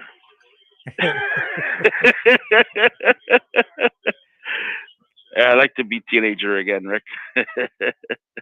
So you were Those were saying the that, days, eh? Trudeau was whining and complaining and crying. Is this Yeah, related to it? I Here? read I'm it in bringing the this Sun. up. Yeah, I read it on Toronto Sun yesterday. Yeah, we did run a clip with him. I think this is related to that. Oops, I lost the video. There we are. Let me run this for you. I don't know if you can see this or not, but I'm going to run this, and I think this is I gotta exactly turn what you you've been on here. talking about. Here we go. And I'm going to make a comment on this. It is so inconceivable that a company like Facebook is choosing to put corporate profits ahead of ensuring that local news organizations can get up-to-date information to Canadians and reach them where Canadians spend a lot of their time, online, on social media, on Facebook. Facebook made billions of dollars in profits over the past years, including off of Canadians. And we recently passed legislation that says, Facebook, if you're going to be sharing news or work done by Canadian journalists or local news, you have to make sure they're compensated for it fairly. Well, instead of making sure that local journalists are fairly paid for keeping Canadians informed on things like wildfires, Facebook is blocking news from its sites. In a larger picture, that's bad for democracy because democracy depends on people being able to trust high-quality journalism of all sorts of different perspectives. Oh, really? And points of view. Right.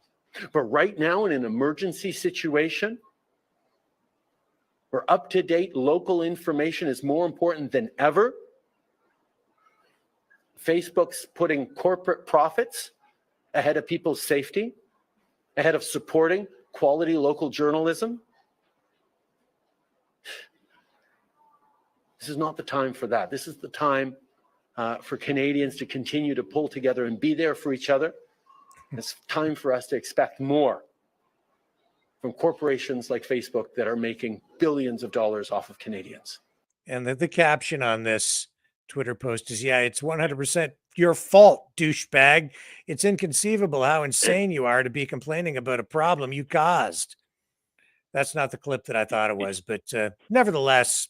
You know how you can tell when Trudeau's lying? He opens his mouth. His lips are moving. That's right. That's right.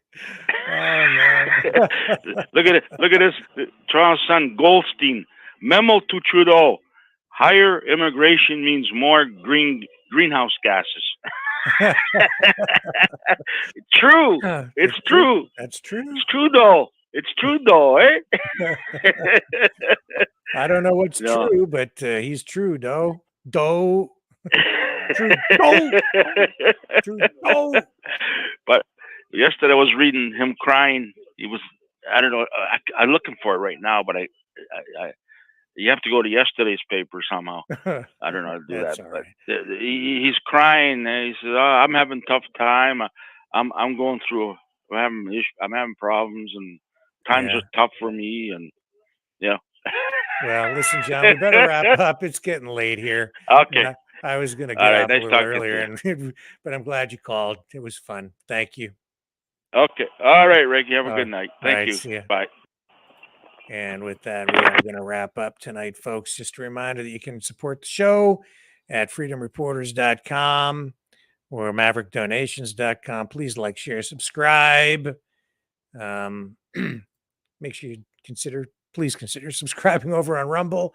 Really appreciate that. I don't know if RV was Canada RV was behaving himself in the chat or not, but I hope so. I hope so. And I hope that you guys enjoyed watching Trump do his thing tonight. I think it's a terrible situation. Don't like it. Didn't like the news today. It left me feeling a little bit crappy, but my daughter made me feel better. And my mom too, actually. I hope that my conversation goes as well with her tomorrow. And I hope that you guys have a great day tomorrow as well, as we journey toward another day and another broadcast tomorrow evening here on the Maverick News Channel, 6 p.m. Eastern Standard Time. I will catch you all back here. Thank you all. Thank you. Thank you for spending your time here with me. A privilege as always. Catch you on the flip side.